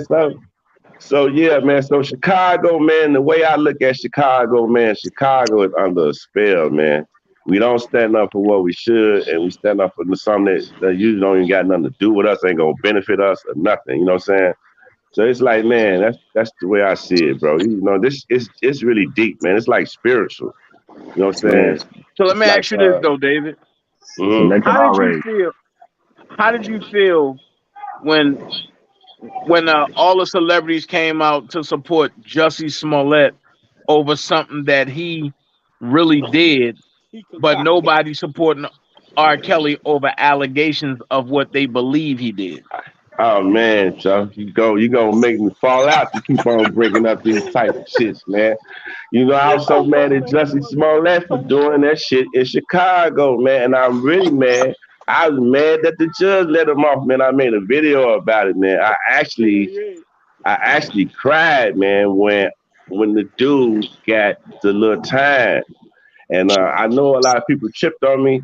You know, I ain't do it. You know, it was some really, you know. All I'm saying is, that's crazy. All of Jesse Jackson, his wife, man, everybody, man, ain't nobody gonna stand up for R. Kelly. Man, the shit's so crazy. Even Samuel Jackson, old good acting ass. They killed him. Man, Samuel Jackson a do boy, man. Who's that nigga on that nag? He's still in Django. Man, they had the right nigga to play that part right there, boy. I tell you, man. Them niggas ain't here for that for no goddamn Mandingo. They want that bitch. Mm-hmm. I just don't understand, man, because y'all should have tore the city up for Laquan and McDaniel. Y'all should have tore it up for R. Kelly. Y'all should have turned around and tore the city up again for the dude. What is that dude? For that guy shot 31 times by the cops. One that was still in the car, whatever the situation was. What about the shit? Hey, listen, man. You know, niggas got switches in Chicago, so you know niggas getting shot a lot of times in a lot of places. So you know you can't put out all the fires now. You know, all I'm saying is some people deserve to get shot because they out here shooting people. Laquan McDonald, he didn't deserve to get shot like that. You know what I'm saying? And I'm saying I'm not for tearing the city up. Now I'm not for, you know. Well, at least come out and peacefully protest for something that's mean for something. That's just like all these people who claiming they heal and they care for innocent black women and women of color, whatever. But Brittany Griner sitting over there doing 9 years for a weed pen, and you ain't heard a Me Too or time. You ain't heard not a shit from these. And not even the Alphabet Club. No. Wait a minute. Wait a minute. This way I gotta correct a lot of people that Brittany Griner. No, we ain't gonna do that shit. What up, Provoke Thoughts? What's up? Because I'm gonna keep it real. If you go and tried to defend Brittany Griner, the Mexicans can come and defend for that dude that got prosecuted in the U.S. Or the one that dug the underground tunnel and shit. Yeah, yeah, That's my cousin, man. You ain't know that? yeah. Well, you better stop saying that shit. Man, they gonna prosecute the man, find him guilty, then tell him he need to give them back $22 million. Are you fucking? You serious? Here's my thing. Hold on, y'all. Let me go back to Van Dyke, man. The police that shot that boy 16 times. And, you know, it's a lot of reasons why the city should have went up. They should have went up because it took a year for us to find out about it. It should have went up when they gave that man, 3 years or whatever. You know what I'm saying? When he got found guilty, they did the right thing.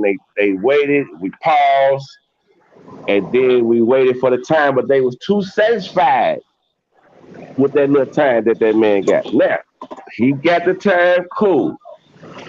Yeah, you know that was the system, cool. You probably can't charge him no more. It's all right. I'm salty than a motherfucker about it. You know what I'm saying? Now, and the city should be. And should nobody be able to think about nothing else, especially no George Floyd stuff. All right? Now, transposed to R. Kelly. You got consensual people following this man around, providing him with the services he want or whatever. The man's a star and all that kind of stuff, right? You know what I'm saying? This kind of stuff come with. You know, we got plenty of examples in the past. We got Elvis Presley. We got Hugh Hefner. We got all kind of people to select from on their side of the table. You know what I'm saying? But they give our brother 30 years and they trying to stick him some more. Now, if Chicago should not stand up, it should be right now. And it's so frustrating, man. You don't know how frustrating it is. So I feel you, brother.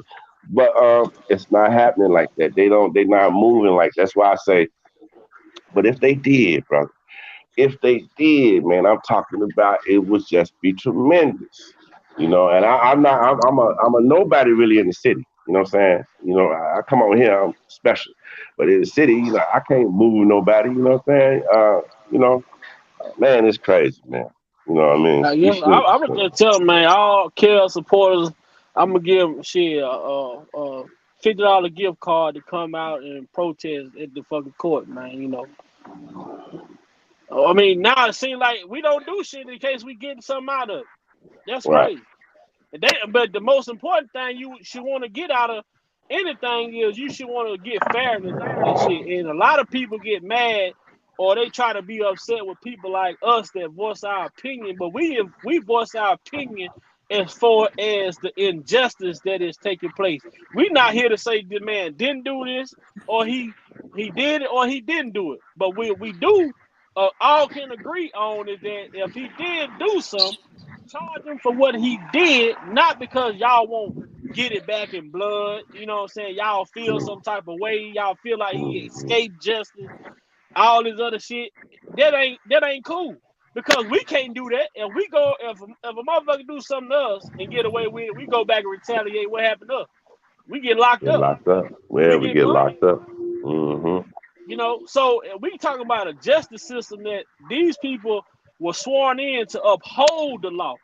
You know what I'm saying? That we are supposed to be governed by. So if y'all are breaking the law to convict us, we should be outraged about that shit. Boy. What up, Derek? Man, what's cracking? Man, shit is late the bitch. But I need some of this action, baby. Hey, we in here. This is a strong panel tonight. It just got stronger, nigga. Let me tell you something. Look, it's motherfuckers. I want their head on a stick right now. Oh Lord, crazy dark in this motherfucker. Oh Lord. Oh Lord.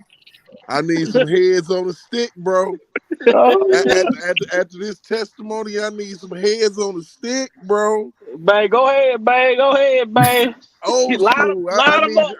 I need Dre a head on the stick, bro. This motherfucker, this motherfucking strong face bitch I knew it. I knew it was coming. Man, she sits up here, and all I can remember is her ass crying on television, right? Talking about I had to call a hotline and do a full questionnaire. What, about 20 questions and shit? And 17 of the 20 motherfucking questions was that she was getting abused. You need to ask some questions about fucking a child, bitch. You know, because when you think about it, and then this young lady says, well, yeah, we had a threesome, with his wife or whatever when they had it. So that rewinds the clock back for me, players. I go back and I'm like, well, damn, you was in the Summer Bunnies video with Aaliyah. So if y'all claiming he smashed Aaliyah and he was smashing Drea back then wouldn't that lead one to think that she was, if he was smashing Aaliyah, she was too? Wouldn't that lead you to believe that? But that leaves room for thinking that, Dirk. That leaves shit. You know, wouldn't that make you believe that if he was fucking with Tiffany Hawkins, a motherfucking rock face ass, that I swear that she wasn't knocking her ass down either. I mean, for real, this bitch sits here and cries and do all this dumb shit on television to keep from getting arrested. God damn it! That's why I say projection. She projected all the shit that she had been pulling on this nigga. And the same thing goes for Sparkle. Sparkle, oh, that's a head on the stick. Head on the stick. I need your head on the stick, Sparkle. All I gotta say is, bitch, you better be careful what you do to me. Somebody might do it to you. Somebody might do it to you. That bus go both ways. It hit both sides of the street, bitch. What the fuck you thought? What the fuck you thought? So, Dirk, what up? If you can remember, we both was on a panel when I was getting scolded by a couple of people, right? Yeah. And I said this shit was gonna come out, and Dirk, and you said if this nigga and your exact words was, if this shit come out, I'm pulling the stick out. Swear to God. So guess what? Man, 4 months. I need the motherfucking head on the stick, bro. 4 months after I said that, look what happened. Look here, at this fucking point, this is how I feel about this whole shit. I wouldn't give a fuck if it came out that nigga did all that shit. Fuck y'all. Free R. Kelly, nigga. Because look, I don't give a fuck at this point. You know at this point. At this fucking point, everybody filthy, my nigga. Look at the screen, Derek. Derek, look at the screen. Times is hard, man. This bitch got weight loss classes for $35 a month. I'm talking about this bitch done went from eating lobster to eating lunch meat, nigga. These bitches, swear to God. Oh, boy, they done got him started. It's a wrap. Lobster to lunch meat. Look at this handsome ass bitch. And it got him started. It's a wrap. Man, I hate it, man. I hate it so bad, dog. I mean, I can't cuss no more on Black CEO. I done ran out of cuss points. I can't do shit on Black CEO no more, bro. So I gotta let it out somewhere, man. Shit. And if I'm around my house cussing, motherfuckers gonna think I'm crazy, yo. You know, these motherfuckers, man. I'm gonna ask you this, Derek, before you make that point. What you think about this goddamn monster coming to the family, the mom and daddy, with the daughter right there, begging for forgiveness, and I had sex with your daughter? You know what? You know what's fucked up? This is the second time I done heard about R. Kelly just dropping to his knees like a bitch. Second time. We know about the first time, which is bullshit too. With niggas. You know what I'm saying? Now, you mean to tell me niggas scared of Greg Manfett to the point where he drops to his motherfucking knees, but then he ain't scared, so he intimidating the whole motherfucking family. Okay. Now you bribing niggas, but you giving niggas jobs and shit. But yet you turning motherfucking jobs down. You turn down Angelo, but you won't turn down Greg Landfair. As many bass players as it is in the world. Wait. Watch this. Not just as many great bass players, nigga. You got the greatest bass player in wait. One of the greatest bass players in Chicago at your disposal, Donnie, and Tony right? Russell Jr. Oh yeah, you damn right. Mm-hmm. Yep. So if you got Tony Russell coming to your studio every day, lollygagging, playing around, Oh no, I'm gonna stay with Greg, man. man, come on, bro. Yeah, I know Greg be off key, man. I know that shit, but I gotta stick with him, dog. But what about this though? It came out that supposedly Sparkle supposed to been gave Jim the tape. But Jim said when he got the tape, he called Sparkle to identify. Hey, that fucked up chain of custody like a motherfucker, bro. Like, what the fuck? Which way it worked? You know, Chain you of can only custody paddle a bike of fours one way. Let me hit you with some game on that shit, right? If I sent the motherfucker a tape, how the fuck it look that I send the motherfucker some shit I ain't seen, and then they got to call me to say you need to come see this. What the fuck? Would you look at this? Hey, look, especially look now. If that shit happened now, I slap the shit out of motherfuckers. Gas prices too fucking high. You could have saved yourself some bread by watching this fucking tape and not having to drive all the way to this motherfucker's office. You know, the shit is crazy because it ain't adding up. Jim DeRogatis, you ain't shit either, bitch. You know what I'm saying? Because you know half of this shit this motherfucker know. Mm-hmm. Well, Dirk, but I got another one for you. Let's check this out. How the government put in the motions and in the paperwork is 4 videotapes. It's 4 videotapes, and they all 30 to 40 minutes long. But then when you get to court, the very important videotape never shows up.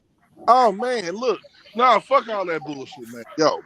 Now, I believe what they tried to do. Michael Lavinati, these motherfuckers tried to spice up that old ass tape. Yep.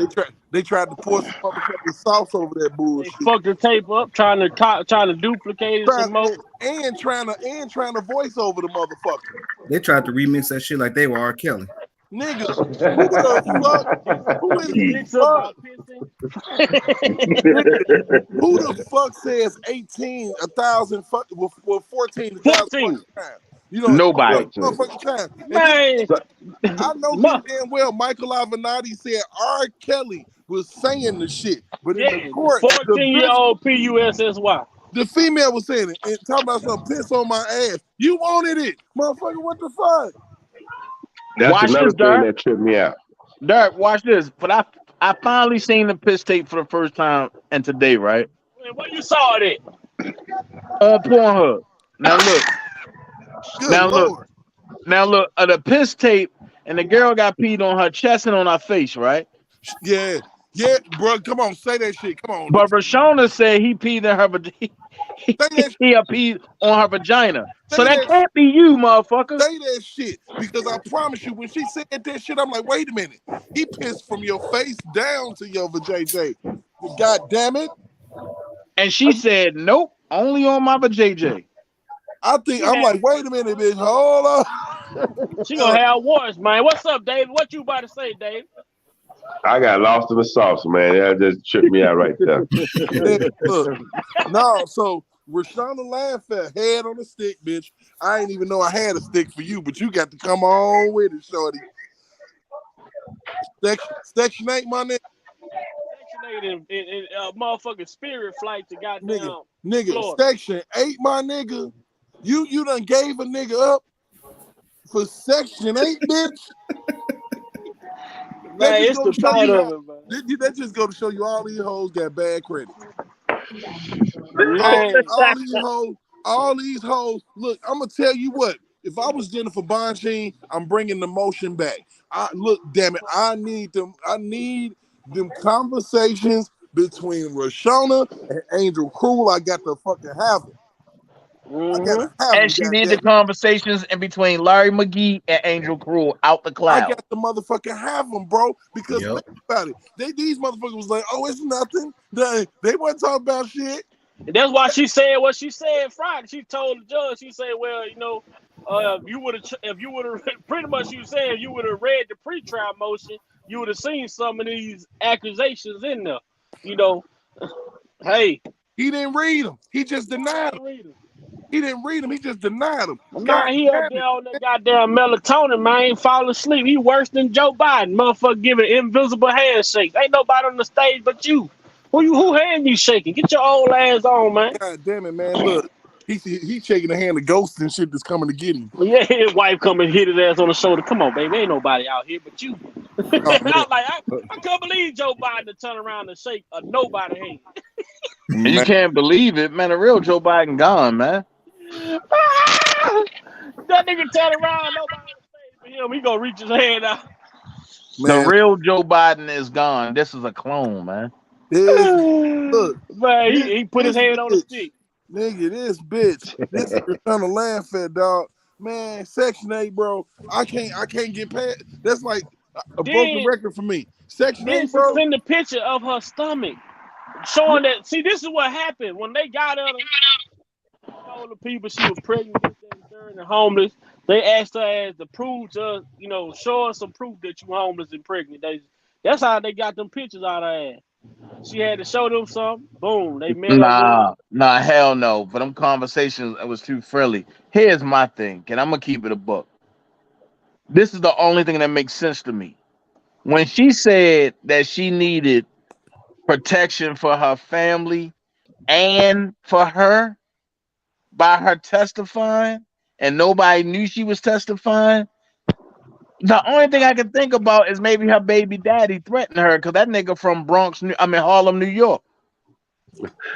They tough out there. But I might have told a little bit too much, so somebody might have found out who her baby daddy is. But you know, I'm just trying to say, the bitches befriended her, dog, on some slick shit. The bitches befriended her on slick shit, and you never know. It seemed like they was damn near fucking her. That's what I see. Mm-hmm. Like these motherfuckers is crazy. Like they wanted this motherfucker bad. I ain't never seen a country have a hard on for one man like this. Man, I'm talking about turned on by this nigga's demise, like with eyes rolling in the back of their head, like they come. Mm-hmm. And then you got to go back to her asking for protection, right? With the text between Michael Avenatti and Kim Fox when he was talking about the people he was representing. He told her, how can you assure me that you could protect my client? All of a sudden, that's when R. Kelly got locked up. Kim Fox picked him up. Boy, that Kim Fox, boy, I tell you, boy. Man, somebody need to slap Chewbacca, man. Real man, Chewbacca is a mess, Charlie. The new Planet of the Apes, when the apes get ready to fight the military, she gonna be right there in the front with Caesar. Watch this though. But you know Watch this though. I'm gonna tell you why ain't nobody gonna be able to touch her. She's backed by Teen Attention, and she's backed by Michael Obama. Yeah. And you know, Justin hooked up with them too. Yeah. Yep. Justin went got down with the get down. He went got down with the get down game. Because if you notice, Justin, Kamala, Cory Booker, they tied it to a little knot. I think they got something to do with it. Yeah, Cory Booker and Kamala Harris. They tied it to the knot with what happened in Chicago. You know, they trying to say they man, it's crazy, man. You know, what's up with that governor, David in Chicago? That governor need to get out of here, man. He was he talking like, you know, he's supporting abortion. You know, cause like Illinois, one of those states where you can still have abortions at, and he like you know, one thing's for sure, you're gonna be able to get your abortion. That's the campaign The campaign is abortion, and so that's amazing to me. That's like ridiculous. Here's But my question. mhm, Here's my question on that. Damn, somebody mhm, fell out. Hold on. And a lot of females might not like when I say what I'm about to say. mhm. Females always say, "This is my body. I can do what I want." That's true. Right, But when you turn another body in you, that's not your body no more. Right. right, Fucking murder. This the right. thing. You can do what you want to your body, but the body that's inside of your body, that's what negates you of doing whatever you want to do with that soul. Because that Right. body have a and that body was given to you by the good Lord above whoever you believe in. Mhm, Therefore, that body have a purpose. mhm. And Well, not because of your guilty ass feelings and you wanted to slide down the pole and you scared to tell your motherfucking husband that the nigga down the street done knocked you up. right. Okay. All Right. right. Can I get can I get a little bit of that? I agree with you. 8% of it. I do believe that if a motherfucking female gets sexually assaulted, that should be an option. I believe that. But it has to be proven. You got to prove that thing. You can't say that because I want to say, from my standpoint, I don't want to get into the argument. But even though I agree with the brother, I'm against abortion. But I argue from the standpoint, our women shouldn't do it. You know what I mean? Not that they can't do it or don't do it. Y'all should not do it because y'all know that we under attack. Y'all should see that we under attack, and the government saying like, or whoever promoting abortion saying like they want to, control our population. You know what I'm saying? And so we shouldn't do it. You know what I mean? We shouldn't let them people have that type of power over us. yeah, and now I do believe that a female that just had a drunken night of passion, but Hmm. you ain't got no business talking about no abortion. You got to, you got to, you know what I'm saying? Because the thing about it is, it's your Oh, choice. that's a nice. Look what Styles said. But it's your choice. But then you'll put a motherfucker on the hook for child support if you keep your choice. So Right. the end, Hmm. it's all fuckery. You know what I'm saying? And it's designed to fuck the man. The Trust me. man lose in the end. Yeah, it's designed Yeah, to fuck us yeah, yeah, over. You know what I'm saying? So, yeah, yeah. a motherfucker really got to prove that you the baby daddy. You know what I'm saying? If Hmm. a game is tight enough, they get you to sign that birth certificate just off the strength and the belief that you the only one. Hmm. And seeing down here in Georgia, once you sign that birth certificate, It's a wrap. trust me, it's a wrap for you. And she can go take you for child support, even if she tell you and the baby not yours. Guess what? You signed that certificate. Mm-hmm. Or should I say you signed that bond? Yep. That bond. That's a Hey, bond, man. Yeah. could Trust. I ask y'all? Could I ask y'all a question that I just popped in my head? Yeah, Go go ahead, ahead. brother. All the black men that you know with children, are they in their children's lives? Nope. Yeah, I About Nope. know some. Now. I about know some. 70% of them. At all. Yeah, I would say Majority. I about know. 70 to 80% of the guys I I know know. some, but Everybody's in the their ones I people's know life. that's not in their kid life, they blame it on child support though. Hmm. Oh, absolutely. Because see, the female don't feel like this is how exempt a chick is from any fucking thing. When you go to child support court, child support and visitation run hand in hand. You know what I'm saying? They're gonna talk about all of that shit in there. A female Hmm. will agree to let you see your motherfucking kid, but let her get pissed. She don't give a fuck about what the court say. But you can't see you can't stop paying child support. Yeah, in the state of Minnesota, they got so slick. Right. In the state of Minnesota, they got so slick. They done separated child support court from family court.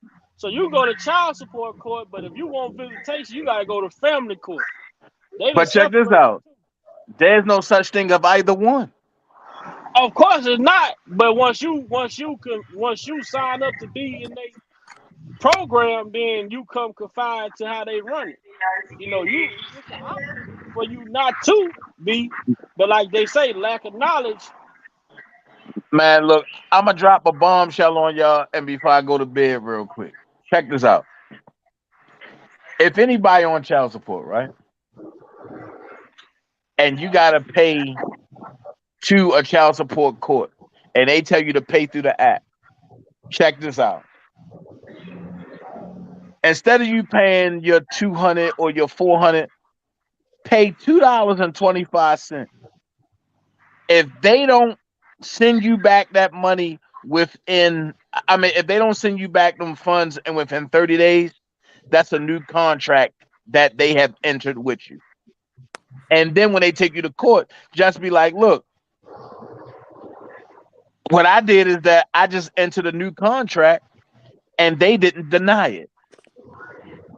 Guess what? In contract law, it stands. That's why I tell people, read contract law. Because once you understand contract law and you understand the nature of the land. Right. Man, you can take these goddamn jobs to court for garnishing your check and sending your money to these goddamn But you gotta give them a cease and desist first. You gotta send them that cease and desist. If they don't comply, then you go and file that paperwork to take their ass to court for fraud. Because it's a lot of shit going on in the world today, but this is why we need brothers. We need brothers to stand up, and we need to encourage brothers also to take care of their offspring. Yep. You know, take care of your offspring outside of these people, man, because make sure you do that first. This is the only way we're going to make a change as far as men. This world has been designed to be against everything, fall back on the man. Oh, shit, when the machine is running fine, everybody's okay, everybody's celebrating, everybody happy. But one thing, as soon as something fuck up or go out of line, it's the man's fault. No matter what industry you in. But I put like this: if you really want to disrupt child support court, have every man stop paying child support and pay $2 to their case, but take care of their offspring in private. The whole court system will go fucking haywire. Man, because that's an easy way to get money, man. But you see what they did in Mississippi, man. Dana ain't broke that to y'all yet, because I gotta find the goddamn case. I gotta find the case so I can send it to them. But when we break that case right there, the state of Mississippi is suing the child support agency in Mississippi. Hell yeah. Yo, I can just picture Dark face like, what the fuck you just say? Man, me and Dana was talking about this shit like last year sometime. I told Dana, man, I just read it. He said, man, you lying. I said, man, bro, I thought I had sent it to him, but I'm trying to find this shit. The state of Mississippi was suing the child support agency of Mississippi for stealing over $77 million. Yeah, I think I remember. But you heard about Texas, right? Everybody that's locked up and for child support warrants have been set free and their record been wiped clean. Hey, my dude, you know what the fuck pisses me off? Is that if you do get arrested for child support and you get out, you still on the hook for child support. Watch this though. How the fuck that work? And because you're not getting arrested for child support. They telling you it's for child support, but you getting arrested and for breaking the contract. They can't arrest you. Listen, and you can't get arrested for something civil. You have to get arrested and for breaking something criminal. Okay, what is criminal? You gotta go back to contract law. If you don't do what a contract states that you have signed, guess what? It comes with a penalty. It comes with a penalty of jail time. Right. So why would anybody sign a contract that say some shit like that? But that means if they never told you that, they breaking your due process. And child support is under the executive branch, so they have no jurisdiction to arrest you for nothing. But that's how they get you into signing the contract. That's what they use to come after you, the contract. And check this out.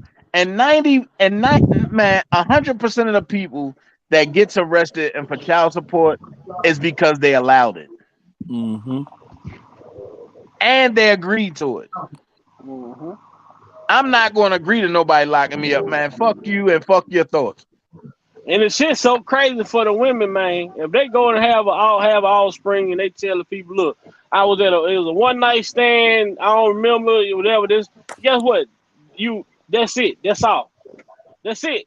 Mm-hmm. But some some cases, I'm not gonna say some women don't have a point because this dude ride around here, nice ass cars, pockets full of money, see their kids ride right past. Right past.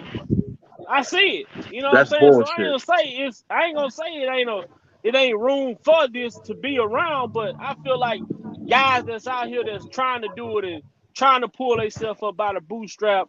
When some of these females shouldn't be allowed to keep their foot on these brothers' necks, man. All because they know they can use this system to do it. And all these women ain't like that, but you have some that are so vindictive to the point to where they don't want to see this brother have nothing. But a lot of the shit, it's been fucked up for so many years. It's gonna continue to be fucked up, but as long as we can help some people out, we can help change some people decision making, that's enough to say, look, we tried. Mm-hmm. Even this shit with R. Kelly, y'all mean to tell me this man was fucking like a machine, but he only got 3 kids by one woman. My mom said it best, man, when she was like, it's so many numerous ways that pussy can fuck a man. Mm. But it's only one way that a man can do it. Woo! He said some shit. Your mama bought some game. There's only one way a man can do it, but there's multiple ways that a female can just fuck you. It's physically, mentally, they fuck you with a kid, they fuck you by accusing you of some shit. And it's all surrounded around that box. But watch this though. Now I'm gonna give you some real game. Everything you just said, Dark, is 100% true. But watch this. Isn't that a form of mental slavery? Absolutely. And where do they get the mental slavery from? From the Bible, right? Yeah. Okay. No, I got to disagree with y'all on that. Where did mental slavery come in at? Hold on, right quick. Man. Let me read something for y'all go into that. The first say the woman was the boss in the tape. So the woman that was making the demands in the tape, could that be the reason why Angel Cruz named RL Boss Baby?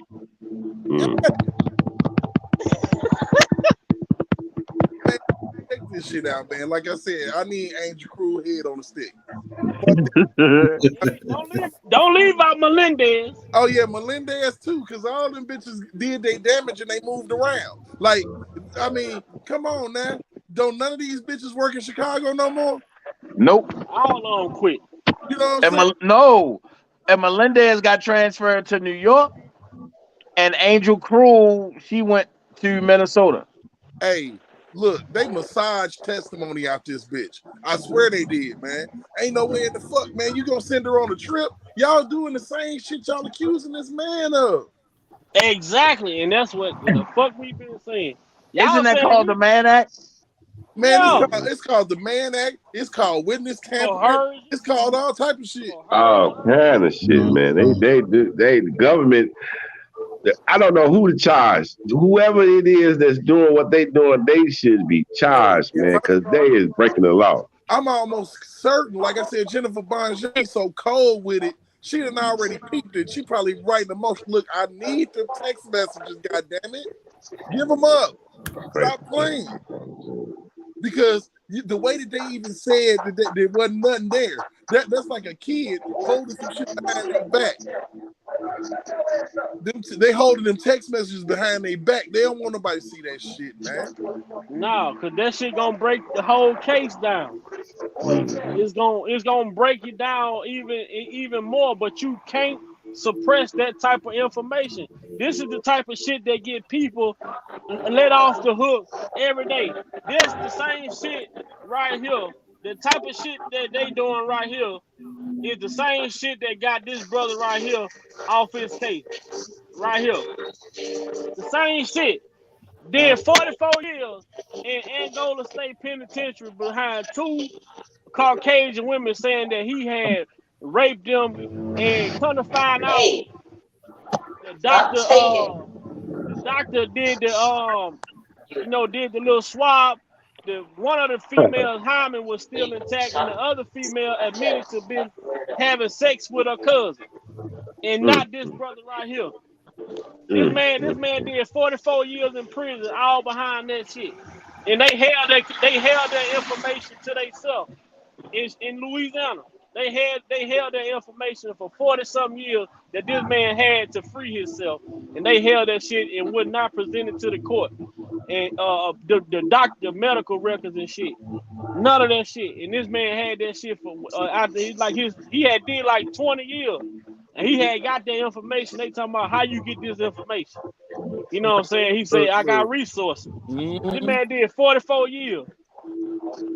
I mean, the design is not, like I said, the crazy thing about it is when it comes to what this man, what Robert Sylvester Kelly is going through, man. They broke this man down to less than a nigga. You know what I'm saying? The man, they broke him down in people's minds that this is a monster. Monster. I mean, that was what they called this man all of early 2019 for 6 months. No, I'm not lying. For 6 fucking months. He wasn't even R. Kelly. He was a monster. They just come on the news, the monster in the other news. You know what I'm saying? And it was so fucked up. But then when you come full circle, who are the monsters? Alice Flint, monster. You know what I'm saying? Sparkle, old monster. He one of the first monsters. You got motherfucking Angel Cruz and Melendez, them monsters. A bunch of women, man. A bunch of women on a hate campaign. Kim Fox, monster. You destroyed man's life and don't give a fuck. And this is typical because don't leave out Cash Jones. Don't leave out Cash. Oh yeah, ruin the motherfucking life and don't give a fuck. And I'm talking about from within. They infiltrated this man. The females did it. Yeah. The females infiltrated this man camp. These females go around this man and they want to date him because let's be honest, 90s, 2000s, R. Kelly could have fucked anybody. Well, he was fucking Demetrius' sister, which was way older than him, but they don't talk about that. Craig Hodges' wife. But the thing about it is, in the 90s, in the 2000s, all the way up until 2019, just because y'all locked him up, R. Kelly could have fucked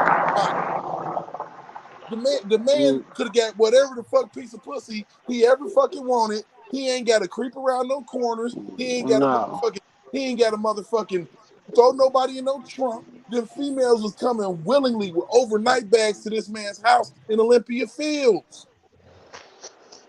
Even Derek, ask yourself, the shit with Roshona, how the hell was the shit with Aaliyah was before the situation with Roshona? So why would you bring your goddamn niece into a situation after these type allegations has been suspected? That's just suspect shit, bro. Lil Boosie said it best. How does a 30-year-old man have access to your daughter every day and you cool with it? Right. We just heard how. Bringing pillows and overnight and we just heard how. Now, the crazy thing about this, you can say what the fuck you want to say about Sharon Wimbush or whatever the fuck. But boy, was she ever motherfucking spot on about Drea? Was she ever spot on about Sparkle? Spot the fuck on. Yep. You can say what you want to say. She's a hot ghetto mess sometimes, but she was right about that shit. I give a motherfucker credit. And people try to get Sparkle in touch with a hotline for battered and abused women. The whole time, see the motherfucker who battering and abusing women. Sparkle was under the inclination that when Rockland Records jumped off, that she was gonna be Queen Bee. She was like, like kind of like what Ashanti was to Murder Inc. or some shit. Bitch. Well, like Faith was Bad Boy. Oh, I told you, Derek, why that happened, why she got mad, because Kel dropped the ass when she talking about she want to go work with other producers after he told her that he wasn't having that. Other producers, right? She went to Motown, nigga, and her shit flopped. Kel told her he wasn't having that shit. She fucked her own deal off. Do anybody know what that motherfucking album title was from when she was in Motown? Because he just literally, what he did, he released. Oh, the album was called Back Again. Oh God. Oh. They need to copyright strike her ass for that bullshit she was playing in the background of that video she just put out. Nigga, funny as hell. When she called that girl a liar, I'm like, okay, so she lying about you, but nothing else, bitch. But you know what? But you know what gets me about that, Derek? Why you got to read your emotions from your phone? Because they're not real emotions, man. Why the fuck Rashonda have a piece of paper on the damn stand? Right. Exactly my point. And I addressed this point with Big Vi, and I'm gonna say this again.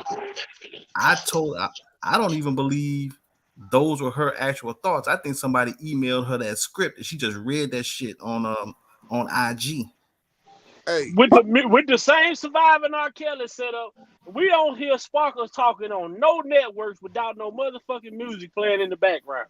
She can't make a conversation like we have. Every time she come out, it's music's playing softly in the background, setting the stage.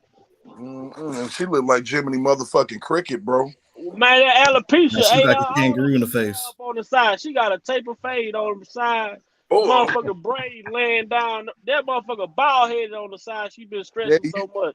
All I had to fill out. It looked like a motherfucker braided her shit a little too tight. Man. You know how I get when them females put them tracks in their shit and they get their little friend braid they shit too tight and they motherfuckers they ain't got no edges. Dana said it though. Dana said that motherfucker denied.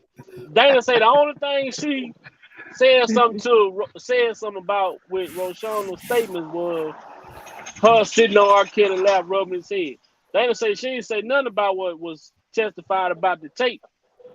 Nigga, look. Shit. I mean, but the thing of it is, now you got some more shit to holler about because she said you had your hands on the tape, bitch. Your hands was all over.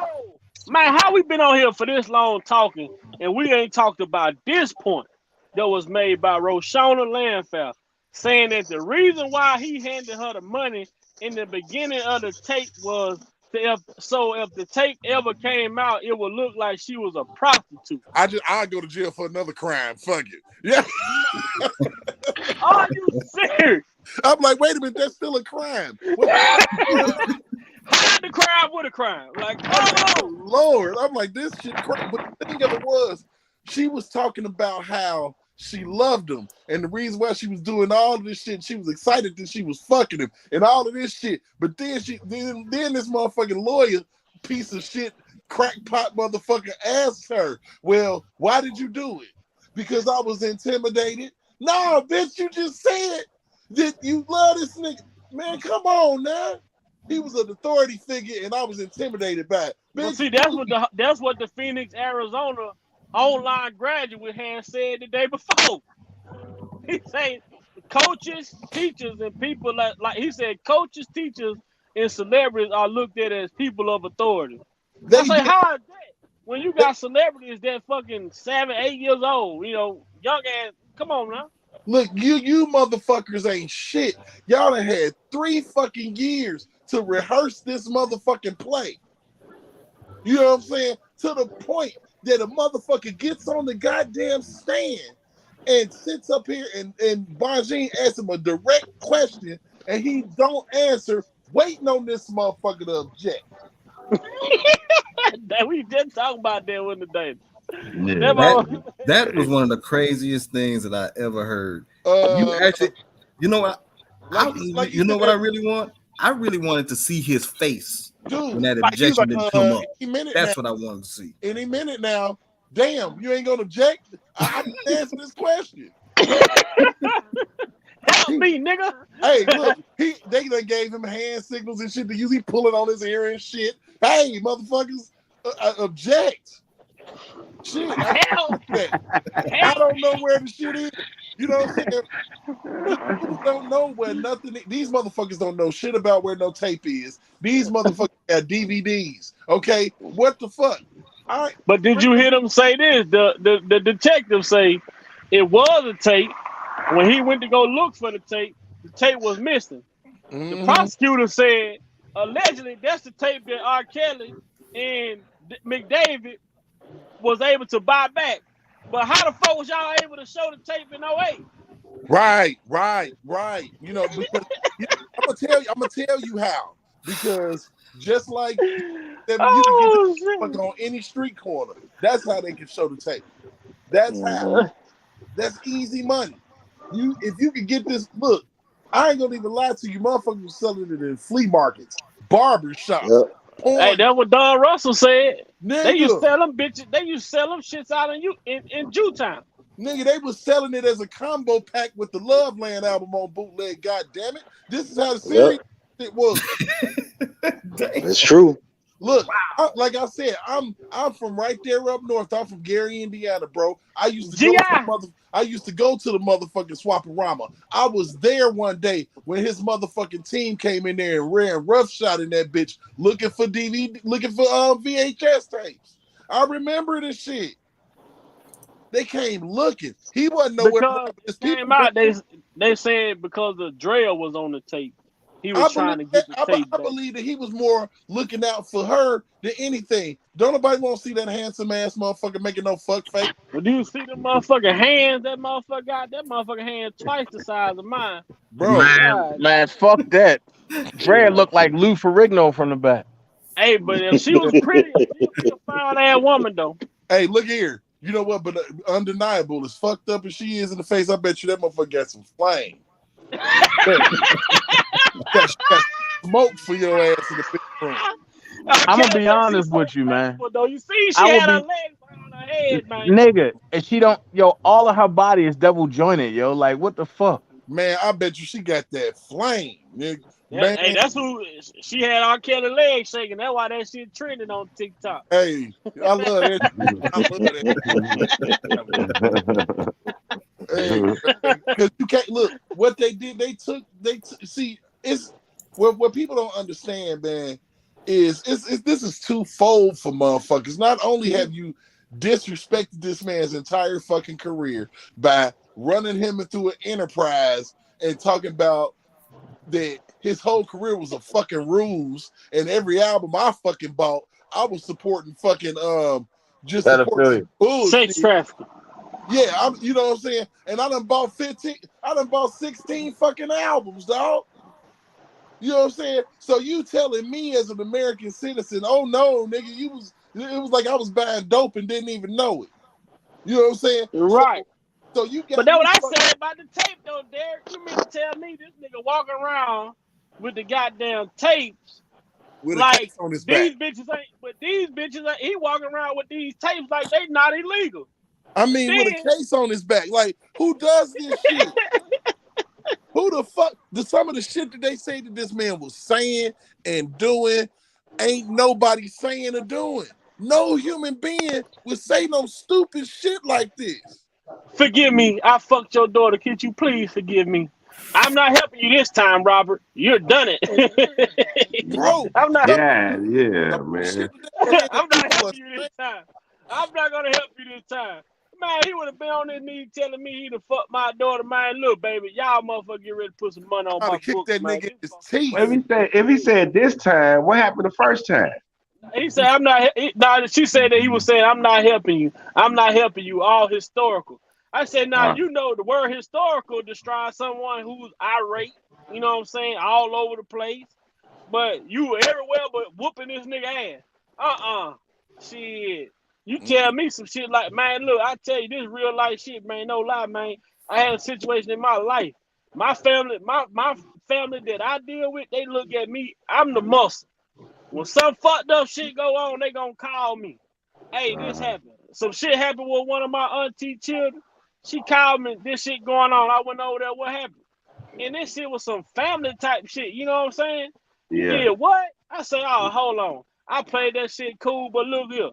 Man, I went in my trunk, put my shoes on, came back out that trunk.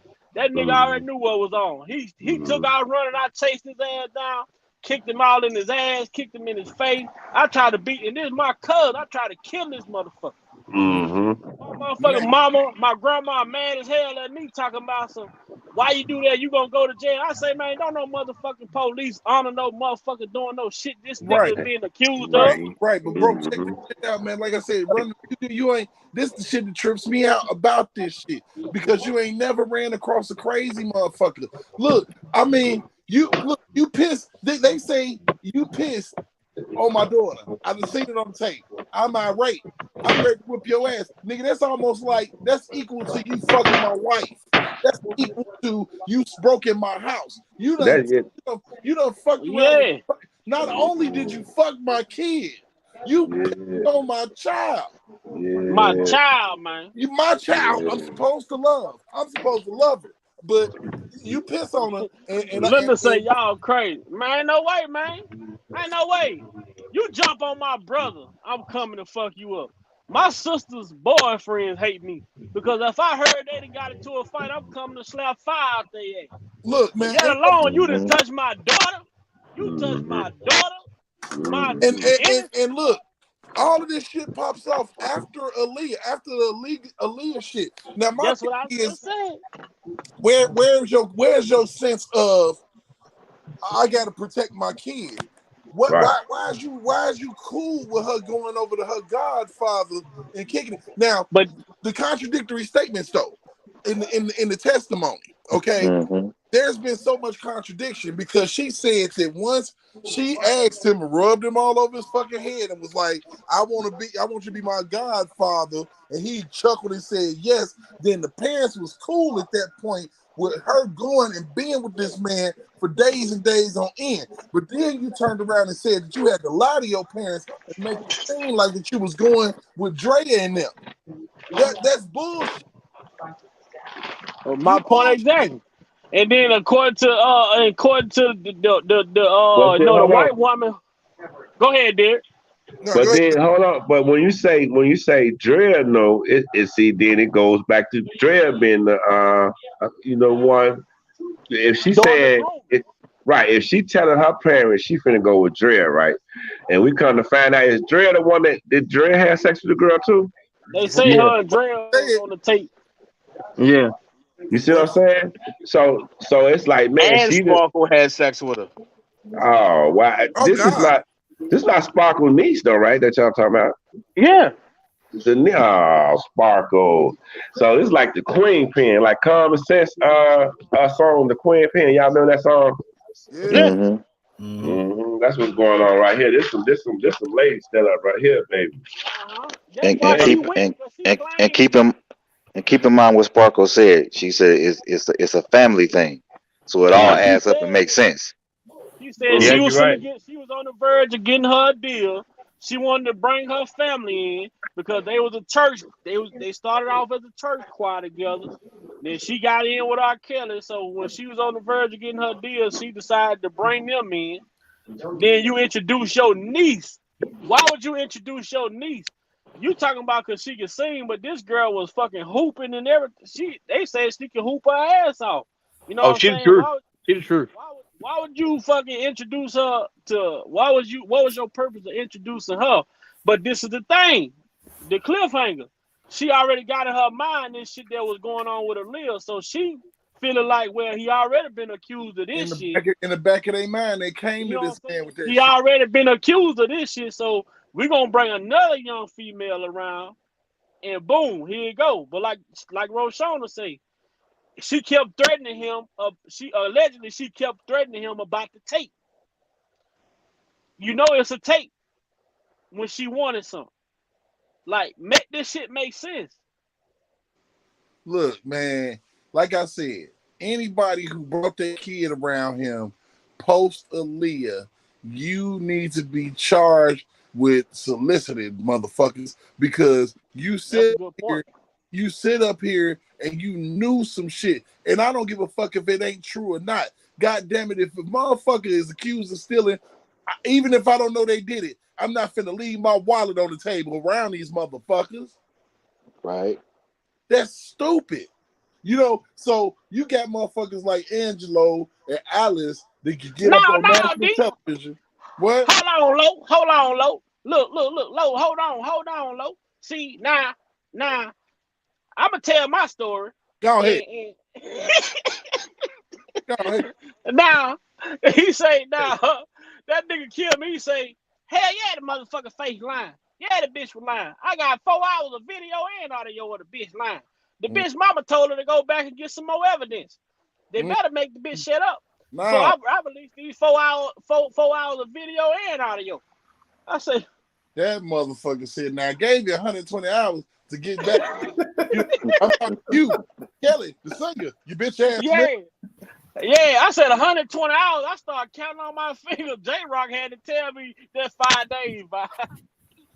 Yeah, man, I had to do the math on it, bro. You gonna give a nigga a work week. I'm business days, nigga. 120 business hours, not the weekends included. Nigga, I'm like, God damn. I'm like, Angelo, but Angelo told, he said, dude, Tim, him and Tim fell out because dude wanted me to lie on Mason, and I wasn't about to lie on Mason because I'm a Muslim, and I ain't gonna do nothing like that. He wanted me to say that Mason threatened him. I did not hear nothing like that. Now, Lo, let me talk. I gave him the video. I gave him my phone records and everything. They know you was on the phone, Lo. Then Jocelyn got her drunk ass in the chat. What about text message? Look at that motherfucker Angelo gonna say, dude told my daughter to text her something from my wife's phone, and just like the letters, you know, he wanted my daughter to do this shit to protect him. I say, Angelo, now how the fuck was your daughter texting herself from your wife's phone, but in the transcript it said that she traveled to California alone? Right. Yeah, now we got some interesting shit in the chat, man, where motherfucker said pretty much with the whole play in a nutshell. You know, it's funny how Aaliyah died. A month later, Barry Hankerson came out with that tape. It's funny how that shit happened. But if you pay attention to 99 to 2000, that was when R. Kelly's comeuppance was really happening. Derek, that was one of the first things I told people on other lives a while back. Yep. I said, how if everything was going on the way it has been, why was that sex tape released 6 months after Aaliyah died? Right. So basically, listen, just check this shit out. This is real shit. 99 to 2000, right?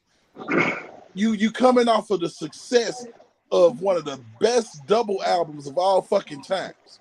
Okay, you go into your books, or Daryl McDavid goes into your books and finds out that your manager, Barry Hankerson, has been rocking your ass blind for years. You fire this motherfucker. Now, why would you fire a motherfucker to get something, holding something over your head? Because apparently you fucking married his niece. Why would you fire them if you did something like that? Stupid shit. Right. That's stupid. But ask yourself this though, Derek. I feel like I honestly, on my opinion, and I don't know if y'all brothers may agree, I feel like McDavid dropped the fucking ball. Oh, because definitely. Once Barry called you and threatened you that he was about to be putting out a tape, you shouldn't have been thinking about going to try to recover tape. You knew the extortion was on then. I'm going to get a private investigator up on this shit. Right. I'm going to the police.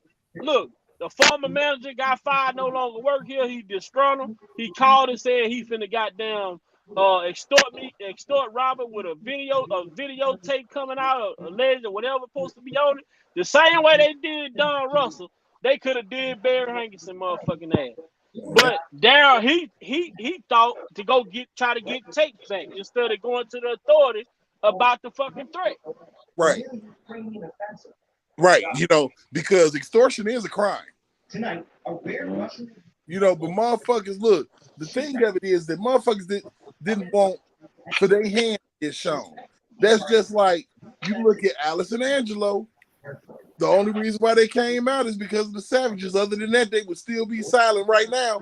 No, want to say Boss Baby, 95, 97 Baby, what it was, sir? 95 Baby Girl? 97 Baby Girl.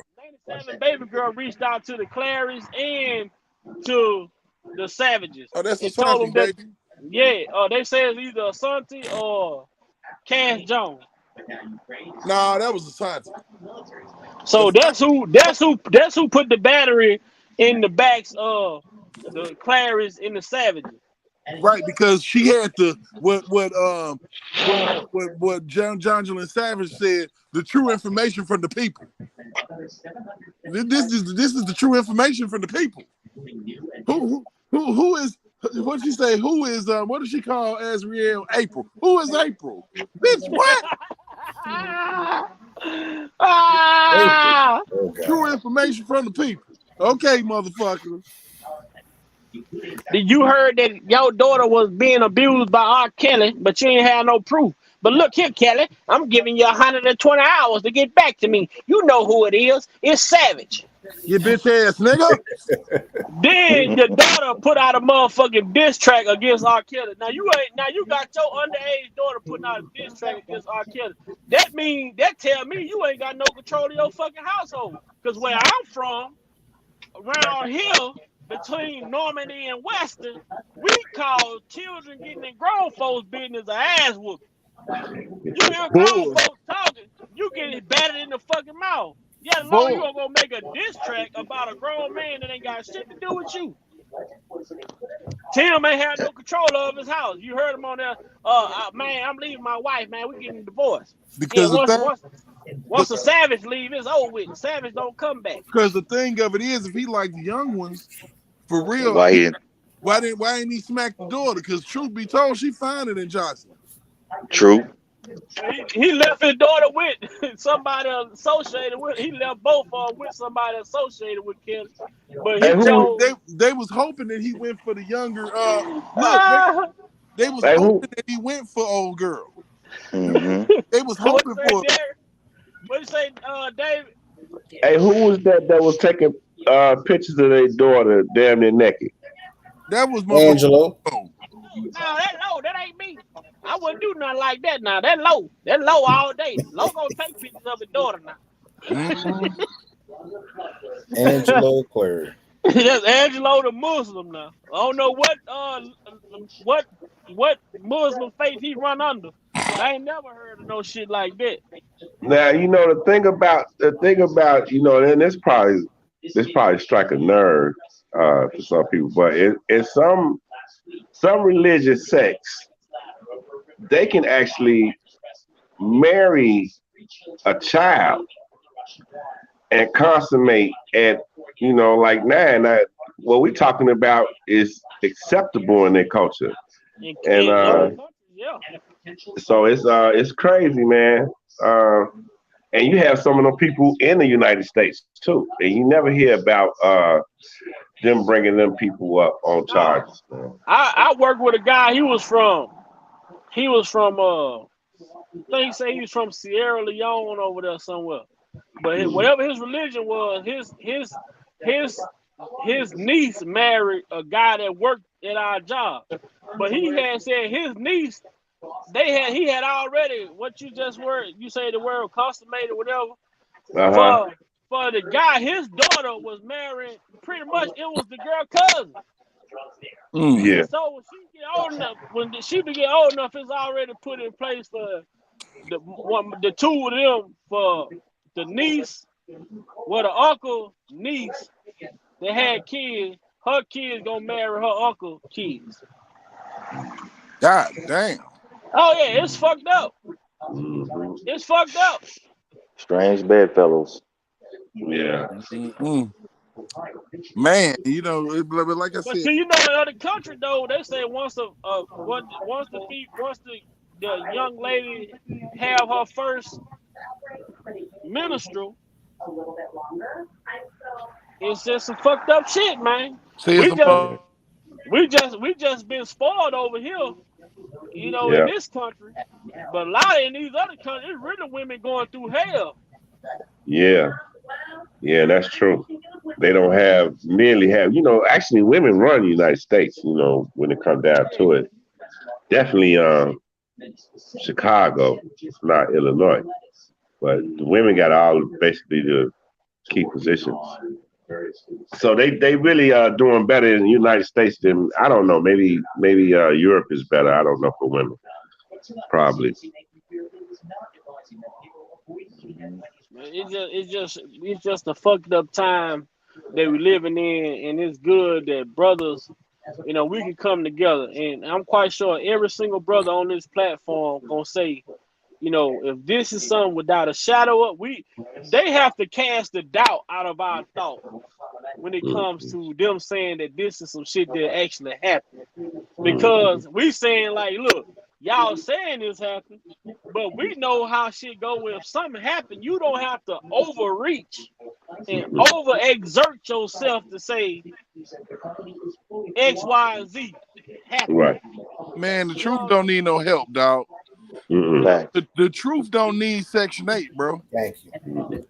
It don't need a trip. Man, I just can't believe she took a layover, 2-stop trip, you know, going and coming on Spirit to Florida, man. Nigga. And they played her cheap. They played this bitch so cheap. It wasn't you trying to get me to help you lock up the king of R&B? Y'all First of need all, I need $1 million. I right. need 20 million. Y'all need me. Even when the shit came to R. Kelly, he gonna give you $200 in your hand. You say that's like if they say you're a prostitute, but now you know that the tape that went public.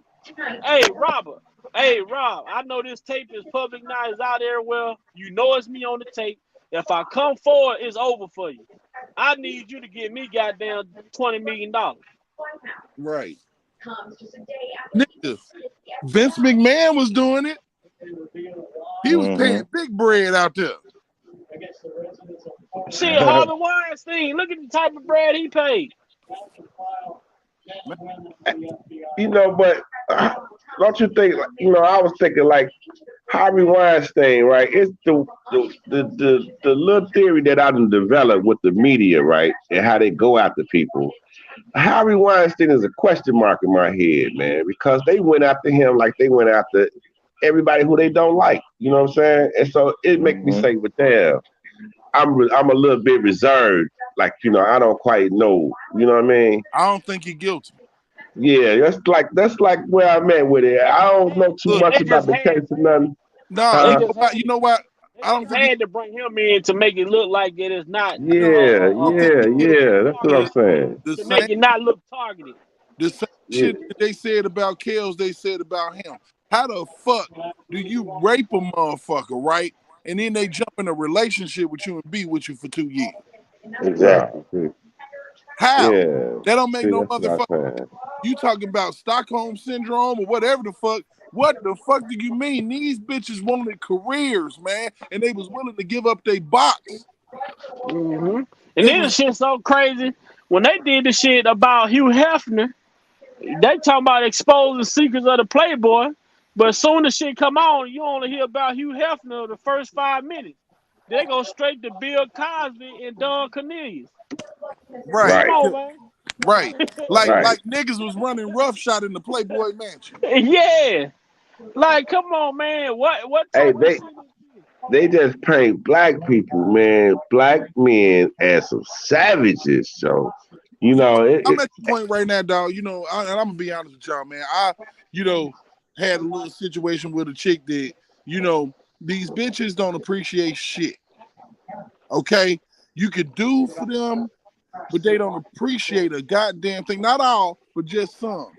the select group that does You this know, type of and they create narratives in their own motherfucking mind about shit that happened a whole different motherfucking way.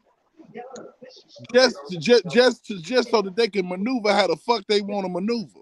You know, I would say that I've ran into more narcissistic women in my life than I have narcissistic men. Because for a lot of females, it's all the fuck about them. And if you don't do what the fuck they want you to do, it's razor blades and alcohol out here for you, bro. You know what I'm saying? Especially if you got a kid with a motherfucker. Man, that kid, I'm telling y'all this, man.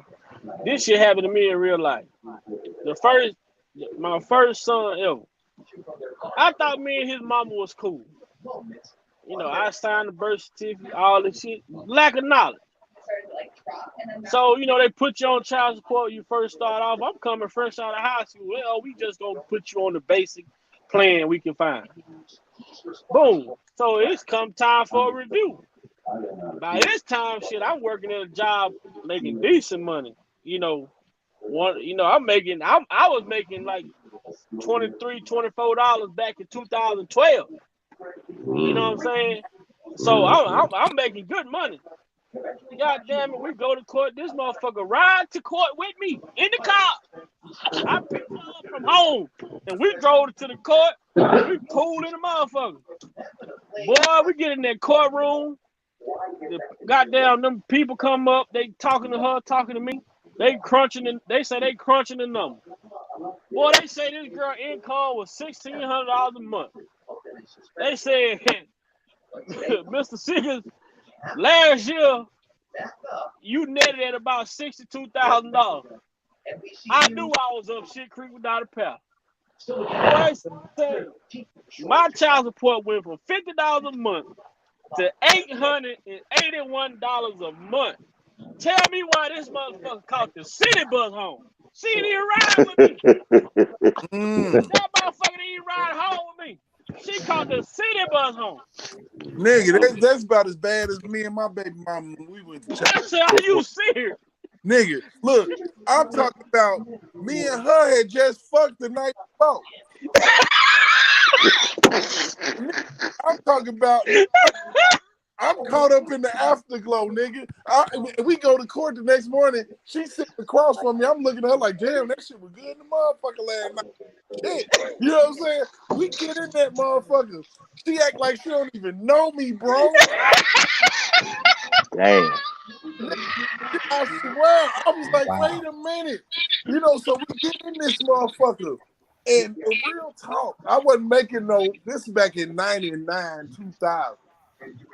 These motherfuckers pissed her off so fucking bad because, you know, I was already giving her bread. I had my receipts, cause still, I ain't no dumb nigga. I don't give a fuck how good you fuck me, bitch. I know, like my mama said, it's so many motherfucking ways that a female can fuck you. So be prepared. So I had my shit. So when she went in there and got to talking, she got to the line. I feel like that he could be giving me X, Y, and Z because I'm going to school, and I feel like that he should at least pay for daycare. And the judge was like, that's like me asking him to pay for you to go to school. And so they slammed the gavel down on like $100 every motherfucking time. I swear to God, we get outside the courthouse, she talked about me like I rendered the judgment. I'm like, bitch, you the one that was getting food stamps under the table and didn't tell me shit. And then the thing about that shit is, like, even if you work a job, right, with this system that they have, you know, they only supposed to base your income off a 40-hour work week. Right. You know, but if you work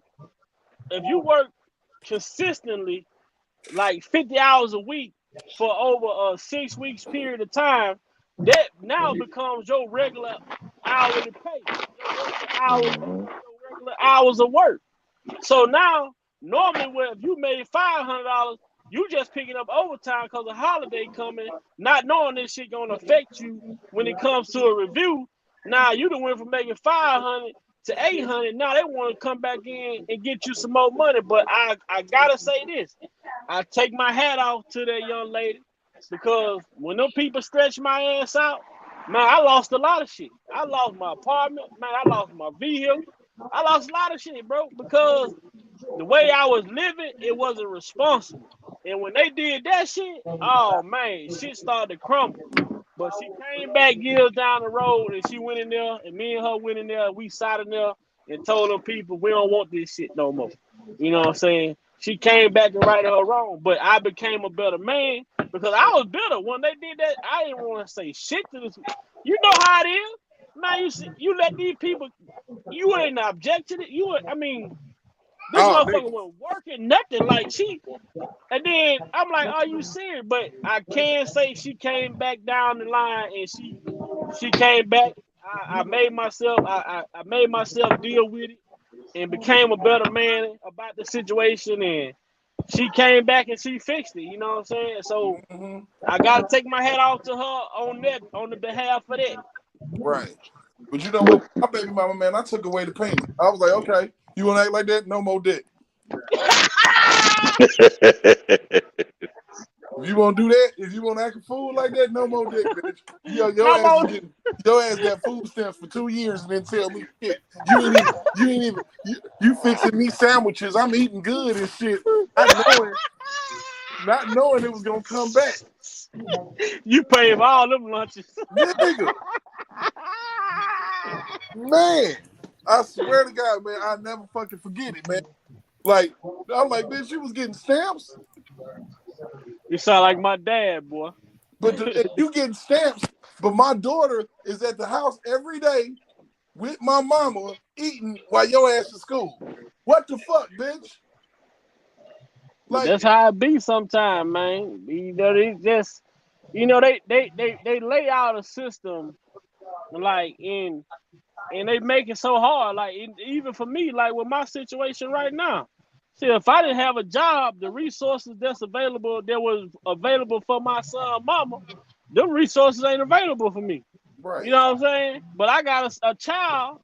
Unfortunately, his mom had lost her life, and now they gonna say, "Well, I'm not fit to have him, so I can't even get custody of my own son." Wow. You know what I'm saying? Wow. Fuck shit. This shit crazy, man. They like you say, they fuck you in a lot of ways. The woman is by default considered the parent that the child should be with.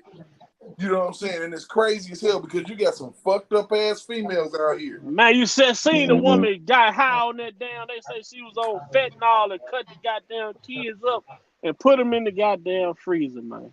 Man. You know, and people ain't paying attention. Like, you know, it's most of your unfit parents are women.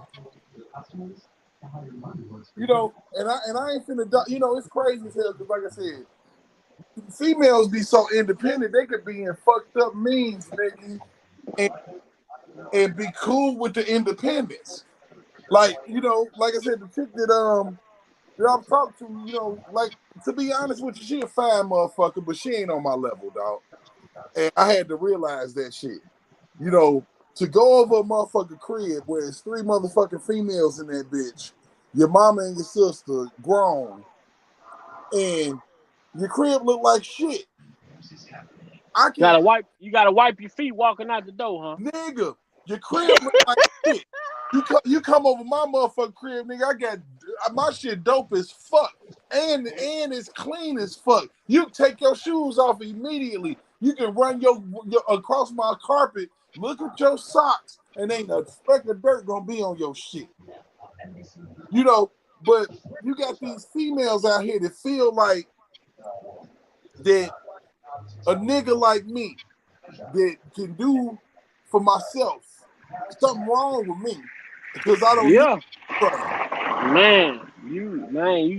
you speaking a lot. You speaking to the fact that I've been in a situation where females was A-okay with me sitting at home, but I don't play video games. But this female A-okay with me sitting at home every day while she go to work and give me an allowance. Like, I'm not that type of dude. You know, I got to go and get a job. But at the same time, you still got females that we see like Sparkle, like Lisa Van Allen, like, R. Kelly attracted all the fucking scammers across the world. They was flying into Chicago to go get his ass. If a female hang around a nigga long enough, a female is gonna find out your weak spots, my nigga.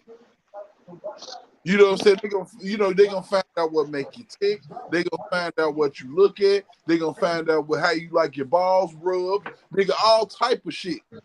Because that's what females do. They private investigators. But what you think about Sparkle saying that she ain't never had sex with R. Kelly? She a lying bitch. Your husband done said it. Sharon, what you think about that, Dave? Yeah, I don't believe that. Lying bitch. She ain't never slept with R. Kelly. No, because you want to keep her virtue in this. You don't want you. Look, you was in the car with your niece telling her about your sex life, bitch. Right. Because she don't want to be exposed no more than what she already's been. But it's best to come out and tell the truth ahead of time before you get put on the stand and have to tell the truth. Now. No, it's too late now. She got to go. They got to go all the way with it, man. You know, unless they got to go all the way with it. They don't go all the way with it. They liable to get killed by the government, man. You know what I mean? I'm telling you, all the way. I know these bitches ain't even ready. Like, you know what, Jennifer Bonds, Jane, I'm watching how she doing this shit. She not coming in and just tried to annihilate. He tried to annihilate Azriel. He didn't let her tell on herself. Kenny, yeah. He didn't let her tell on herself. Rashona told on her motherfucking self, bro. And everybody else, nigga. She was a part of it. She told pretty much from her testimony she was a part of the extortion. Yeah. And she continued to because she say she kept mentioning about the tape. You know what I'm saying? She kept mentioning about the tape. But then she said that he was a monster, but you invited him to your 34th birthday in 2018. That's why people came up with the age guideline.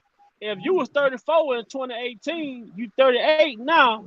How is you goddamn 14 in 2002? You wasn't. She was 18. She was 18 in 2002. 18. But the thing about it is, they can play with this shit, right? Because of the simple fact. I think that if he fucked her, he fucked her in 2002. Exactly. Look, no. Listen, wait, slow down. We finna okay. I'm finna break this shit down like a switch. Go ahead. Finna what you want, a backwood or what? That is a backwood. Hey, nigga, hey, I can roll a wood too, nigga. Come on with it, man. We finna separate these leaves, nigga. So they didn't fucking tell like 2001, 2002. They didn't have sex until then. What happened was that particular tape right there that came out, what I believe is that she took that motherfucking tape. Rashona took the fucking tape. Now I never thought about that aspect. Because how the fuck did that tape make it from the motherfucking camcorder into a bag? A motherfucker was able to go straight in the bag and find that goddamn tape. Yeah.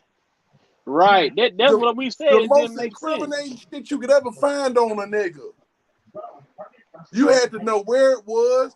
You had to literally put it somewhere yourself in order to get your hands on that shit in order to, do what you did. Or you might have, since you and Sparkle had a relationship back then, you might have told her when you go in there and it's in the camcorder. Right. Real talk. So, because you got to think about that, and nobody never pitched that thought that because I just said we were saying earlier, like, how was Lisa Van Allen able to go in the bag and just grab that exact tape? Man, like, because motherfucker knew where it was. And they say there's 100 tapes in the bag. The bag don't exist, bro. Fuck that. That bag shit is some bullshit. A gym bag full of porn, child porn. Right. But I said that I think he had a bag because he got paid in cash. So I feel like it was a bag full of cash money that he carried around. Cash and ADAT tapes, nigga. Them was that. Them was not ADAT tapes. That ADAT tapes back in the day looked just like VHS tapes, though. Yep. You know, and with the rumors, like I said, the way niggas are, man, I'm surprised that nigga ain't been an astronaut. I'm like, dude was playing basketball so much and so motherfucking thorough that the NBA talked about giving him a motherfucking contract back. Like I said, the man was in a rocket ship about a year 2000. Right, and they saying from what I've heard people with close resources yesterday, they were saying, well, how the hell the tape was if the tape was in 98, 99, like 2000, around the end of 98, 99, 2000, the man had a bald head. So how the fuck he had an afro on the video that they alleging if she was 16?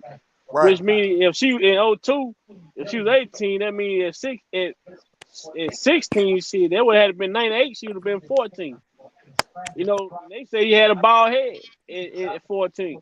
And if the nigga can't count, his head was bald. And if the nigga can't count and he's dyslexic, you know what the fuck he ain't gonna do? He's not gonna adjust the time or a date on the camcorder. Facts. Damn, boy. So it's gonna render the time and date from when you bought that motherfucker. It's a lot of shit they gotta explain because facts. Like, I mean, I'm just being, breaking this shit down, thinking about it, thinking about what was said. You riding around in the car with your auntie and y'all cool enough to talk about that. Right, you on the 14, and then I believe this is, I think, hard, but I don't think the government was expecting Kels to get a motherfucker in there like Jennifer. If this was goddamn me, Greenberg, them, this shit was over with day one. Man, Jennifer Bonds. You gotta go back to Chicago, to New York. Your fucking attorney on open up statements gonna say you gotta find my client guilty.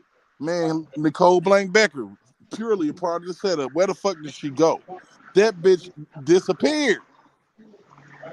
Where the fuck is she? He back being a criminal prosecutor. You say find my client guilty in opening statements, and then now he would come. I believe and then they was really banking on R. Kelly, like they was fucking with the communication with him and his attorneys and shit. So I think that R. Kelly had gave up some good ass information. There was some real needed information. Enough information to discredit some of the shit that they didn't use it. You know what I'm saying? They weren't using it, but Jennifer got that shit now, and she, like, that's how she can come out and say shit like, you got a PT Cruiser, he was paying your rent up in the hotel, you saying that he sent you and the family off to Mexico to be away for the trial, but the trial didn't happen until 2008. And then you say he told your family not to go back to work. Then Jennifer say, is it true that when your family came back from this trip, did your mom and father go back to work? She said correct. So you just said he told your family, your mom and dad, not to go back to work. I don't know, man. I say, bitch, you know who you are. Bitch, I thought you were Kai. Your Kai. Yeah. Bitch, you stayed in my crib. Like, God damn man, he was talking to her. What? And see, not only that just shows you how dumb she is. Then come to find out you move in with them and you stay with them from 17 to 24. But to me, it suggests that they're not there yet. That don't make sense. No, but he a threat. Man. You know but he a threat to you though. Come on. Maybe Rashona been sneak dissing this nigga. He knew it. She might have been sneak dissing for years. You know what, D? You know what? That's plausible too, though, for real. But they say she kept threatening. That's what Jennifer was like. Well, then you kept mentioning this tape to this man as if it was a form of using it as a form of leverage. Extortion. You know what I'm saying? That's extortion. You know, But check this out. But if she's saying she's on the tape, but then they saying it is not her on the tape, but somebody else, then how the fuck can you say you on the tape if it ain't you? Mm-hmm. and then they don't got the videotape from. They don't have the videotape from 2008. And the detective that did the investigation, he said they showed him a DVD, and he can't even recall if the DVD depict what he saw on the tape. Man, look, I swear, bro. Look, Rashana been clowning the whole motherfucking time, dog. Low key. These motherfuckers been extorting this man for years. Now, I'm gonna go back. I had a conversation, man, a few years ago with my cousin, man, about this whole shit. Now, I know for a fact when we was younger, she was fucking with an older dude, right? She literally used to tell this motherfucker and told him, she was like, I want to fuck you. And if you don't fuck me, I'm gonna go tell somebody you did. These females is cold with it, bro. Cold with it. She was like, she literally extorted that man for dick. Even they talk about Demetrius and like Barry Hankinson though. This shit with the extortion, man, with the motherfucking women coming out with the allegation, you know, and Hey, didn't they say? Didn't they say keep his name in mind or something like that? Doing the opening statements or something. So that tells you right there that she got some shit on him and some shit finna come out over these next few weeks. On Barry done fucked up. That nigga Barry Hankerson, this shit finna be stupid. And what was really like, I feel like the way that Bonjean is coming at this whole situation, man, she coming at it like she been watching this shit just like us whole time. Like the information she popping up with, we like, damn right. You exactly fucking right. Because there's no fucking way. You know, now, this with Rashana saying, we got 13, no, we got 12, 13, 14, 15. Okay? 15 to 18. These are the ages that we got, but he supposedly was fucking you up until 18.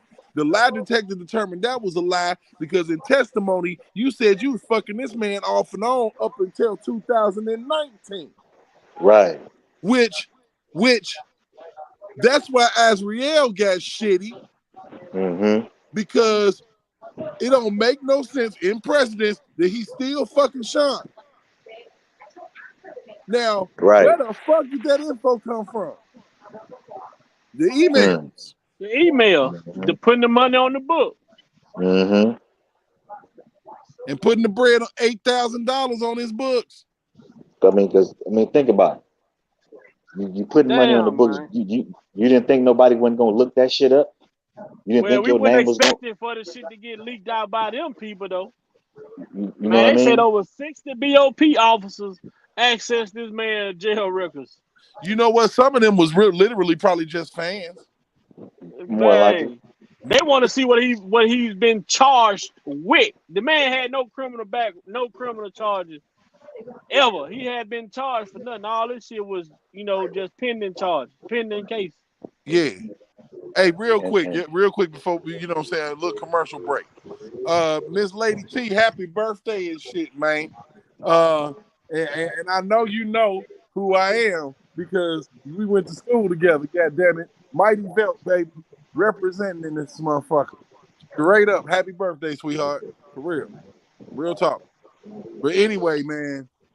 Mozzie Black, it ain't letting me add you, man. That's another Chicago guy, Mozzie Black, but it ain't letting me. It don't show me. It don't give me an option to add him. I see you had something to hit the link, but it won't let me add him. But I especially like Derek, especially like David. Y'all guys from up that way, so it's kind of different down here in the South. For us, like when it comes to this whole little R. Kelly subject or whatever, people down here they like. But like even that's so crazy that she said the shit that she said as far as why he handed her the money. you know, in the tape, cause like my dad, when he mentioned it to me, my dad like shit. He like, well, he say, well, didn't he hand the girl some money at the beginning of the you know, the clip? I say, yeah. He say, shit, that's a prostitute. And then she get on the stand and say exactly what my dad said for years. My dad been saying this shit. Mm-hmm. But the thing of it is, why would you do that on camera, man? What the fuck? Right. Like, oh shit, you know, no. That's why I think it's bullshit, man. Yeah, that's why Like, it's wait a bullshit. minute, bro. Come on now. Mm-hmm. Stop it. I'm saying the whole thing smell like a setup from the very beginning. It's like going back as far as it is, the whole sexy man thing, and then you know, just like AJ Number the Number, the Uh-huh. song, right? And then it's like it came back and played on all of that. It's like it already Look, sold the seed. You know what I mean? nigga out here, right? All of these motherfucking grown ass men in the 90s was teen idols, man. Mm-hmm. Look at this Nigga, cross-dressing bitch right here. yeah, grown ass men was teen idols. So you got teenagers going to their concerts. You know what I'm saying? You Mm-hmm. get, you know what I'm saying? And it's like they gonna take the money. You know what I'm saying? They want the brand, so they gonna take it. And they promoted him. And they Mm-hmm. promoted him as this sex symbol. Mm-hmm. And anybody who remember the motherfucking Coke Top 99 on 107.5 WGCI at 9 o'clock at night, when right in the middle of Born into the 90s and 12 play, this man was in such rotation. You had an old album playing on the radio, Mm-hmm. starting in the countdown. And then you got the new album coming out in the countdown, nigga. I'm talking about Slow Dancing, Your Body's Calling is playing as hits on the radio at the same time. Two different albums. And he got shit that ain't went platinum right now. Shit that wasn't platinum when he was locked up. He got shit that's coming out. Old album that's starting to chart again. Nigga, like the Love Letter. You know, like, you know, and you know, like they pigeonhole my man. You know what I'm saying? They pigeonhole this nigga and tried to make it seem like that the only thing he ever sung about was sex. I'm like, y'all got me bent. Right. Y'all got me bent. Me and my partner just went through that the other day, man. He go he go against everybody. I'm talking about anybody he's supposed to be taking up for. That's who he go against, you know. So he's like, this is my every time fight. So anyway, he like, man, he agree with the narrative. R. Kelly just made them songs just to get them girls in that day, just to take advantage of them. I say, man, he made more other songs that he did about sex. You know, I got to talk about I Believe I Can Fly, I'm the World's Greatest, Name a love, a Woman's Heart. I mean, you know, I just went to, and the man, he had to stop and recognize that, damn, this man did make all these songs. Like, nigga, that, bro, I mean, when you really pay attention to it, he had shit. By the time the year 1996 hit, he had some shit for everybody at that point, nigga.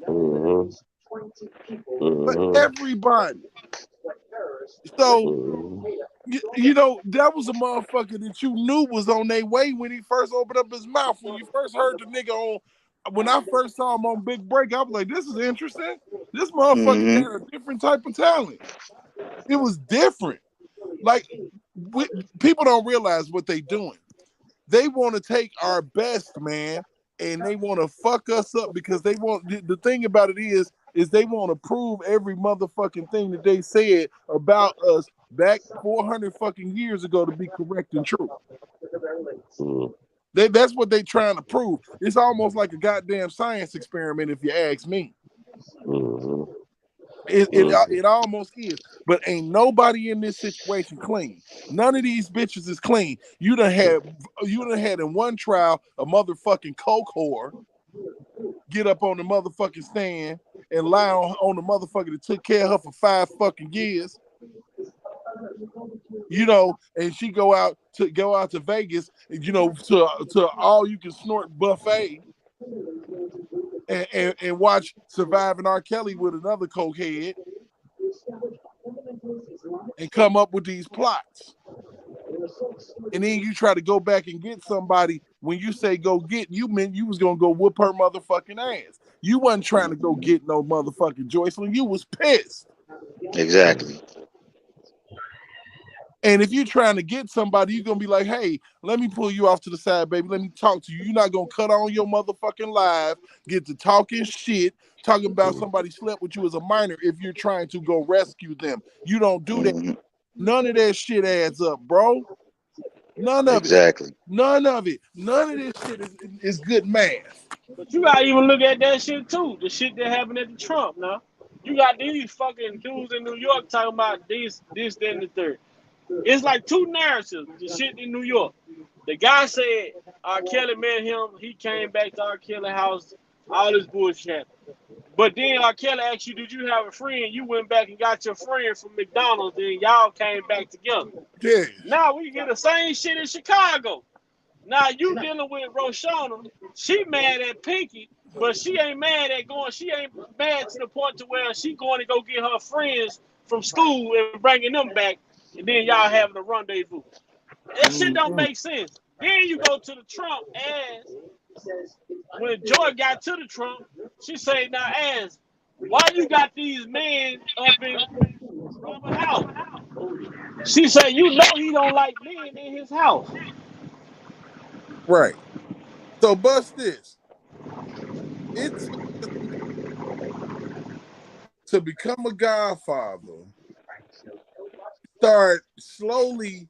They trying to make it seem like, see, what really fucks me up is they put all these different scenarios together that don't add up to shit. Because either he the type of motherfucker to just shove a dick in some dry pussy and just, you know, and just go for what he know, or he just slowly walk her down. He just walk her down slow. He just start, you know, what we're gonna have a conversation about sex. Then the next time I'm gonna go ahead and jack off. Then the next time I see you, I'm gonna rub on you. Then the next time I see you, I'm gonna ask you about your friend coming to rub on you while I watch. And then I'm gonna wait until you 15. I'm gonna do all of this shit, but then I'm gonna wait until you 15 to have sex with you. Okay, but then I'm gonna wait another 3 years until you 18 is before I decide to whoop your motherfucking ass. Just her though.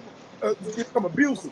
So, you know, because abusers don't wait years to abuse you. They start Exactly. whoop your ass immediately. But do you think it's possible that he was never her fucking goddad?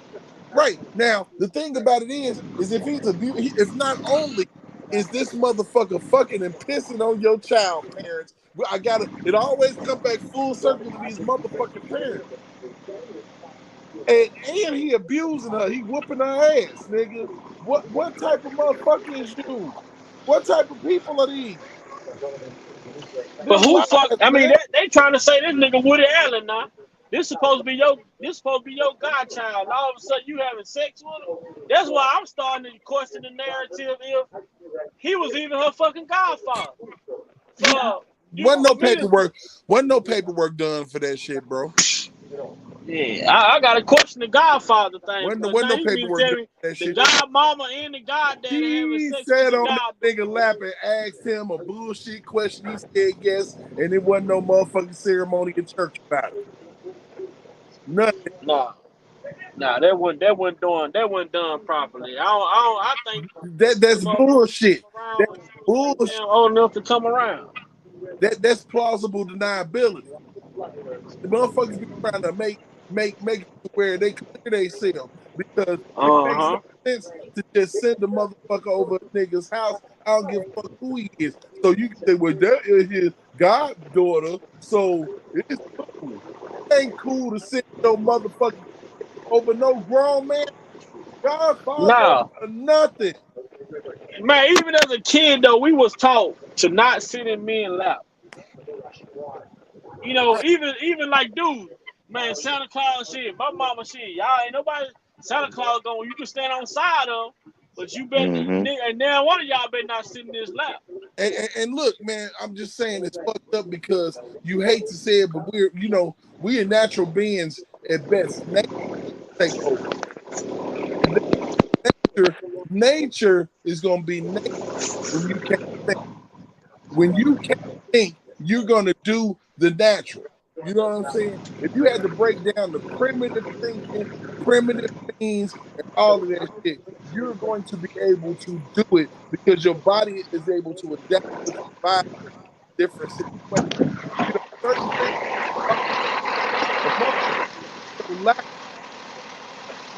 you until your dick get hard as a man, you ain't like hard. Yeah, what Derek was saying. I mean, David was saying. The nature of a man.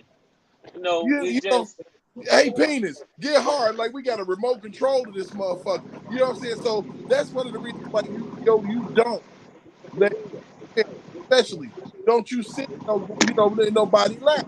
You know what I'm saying? No, you don't sit nobody laugh. I tell my daughter right now, you sit down, cross your leg. You got on dress, cross your leg. I don't allow my daughter to wear tights, leggings, and shit like that. I tell my kids, don't buy my daughter that shit. Don't promote that shit to my daughter. Give her a chance to grow up and understand what it is to be a real woman. Give her a real chance out here. Don't solicit her body for a motherfucker to be lusting over her and don't even give a damn about it. We not having that over here. I'm not having that shit. My daughter tell you shit. I teach my daughter how to think like a man and act like a lady. But she gonna know the game. I'm gonna give her the game if I don't give her nothing else. Various food safety measures, but to me it suggests that they're not there yet.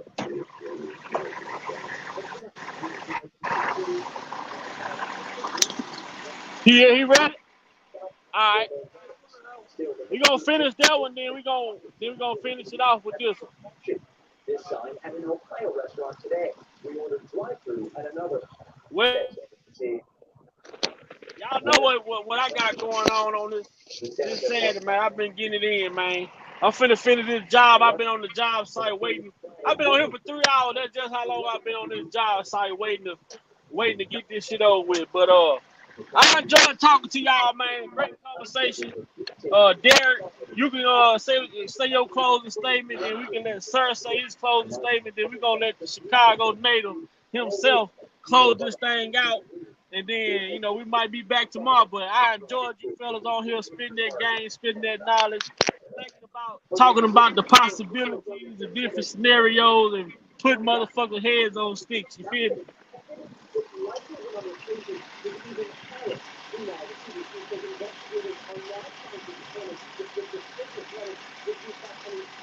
So, Derek, you can have it, man. Let the people know what you got to say, bro.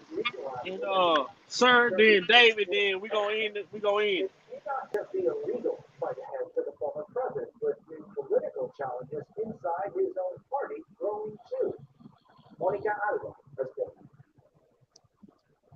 Tonight, former Vice President Mike Pence. Y'all still there? I'm still here.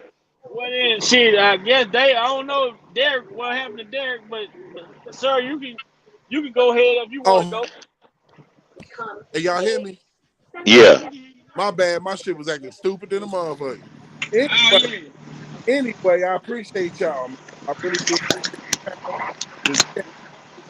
so y'all good. So one thing that I say, man, is that what we want. We've been asking for all of this shit, which is true. Listen to facts. And now we need to be even more diligent about where was the parents, where was the family members, where was your auntie? We got to say, well, who the fuck did you have anybody looking out for? Because that's our main thing. They don't care about black women. Obviously, black women wasn't giving a fuck. So at the end of the day, we're gonna revisit all this. Monday is coming, Bond shit gonna come, and we're gonna talk about this shit some more. Y'all have a good night, vibe. Everybody on the panel, man. Y'all respect to all y'all, bro, for real. Salute. Mad respect, D. Salute. Salute. Yeah. Well, I'm gonna say this, Big Vibe. Appreciate you having me on, man. Derek, as always, man. Solid information. To the brother, what's your name again? David. Dave. Dave, man, I enjoyed your conversation, man, and your commentary, brother. Keep doing your thing. Stay vigilant, man, and just give your information to your sons and how to treat women and what to look out for. And always remember, man, God got us, and we got to hold each other up in regardless. And at the end of the day, man, just stay vigilant, and just do the right thing, man, and keep the faith. Yes, sir. Yes, sir. Yes, sir. Good word. Salute, my brother. Till next time, sir. Appreciate you. Yes, sir. Appreciate you, bro. All right, Big Bad. You gotta close it out, David. Chicago's on, man. Chicago. What message Chicago? What message Chicago may need? Well, Chicago. I just want to say to Chicago, to the beautiful, strong people in Chicago, this is our time to do it, to stand up for one our own, and man, just break the matrix, man. We can do it. We can do it, man. Let's hold the system accountable. And Mm-hmm. this brother has done the things that they are alleging that he's done. Let's hold him accountable. Mm-hmm. But we need the system to operate correctly in order to do that. Right. We need the system start locking up the real criminals with the real crimes. Stop letting all the real criminals go. You know what I'm saying? We still could deal with the lesser. You know what I mean? Right. I tell people this all the time. The system is perfect. The system was set in place, and the system is perfect. It's the people that operate and runs the system that are absolutely right. It ain't the system. The system is designed to work when it's ran in the correct fashion. Mm-hmm. By righteous people. Correct. So I got a message for the people. Y'all get ready for Monday.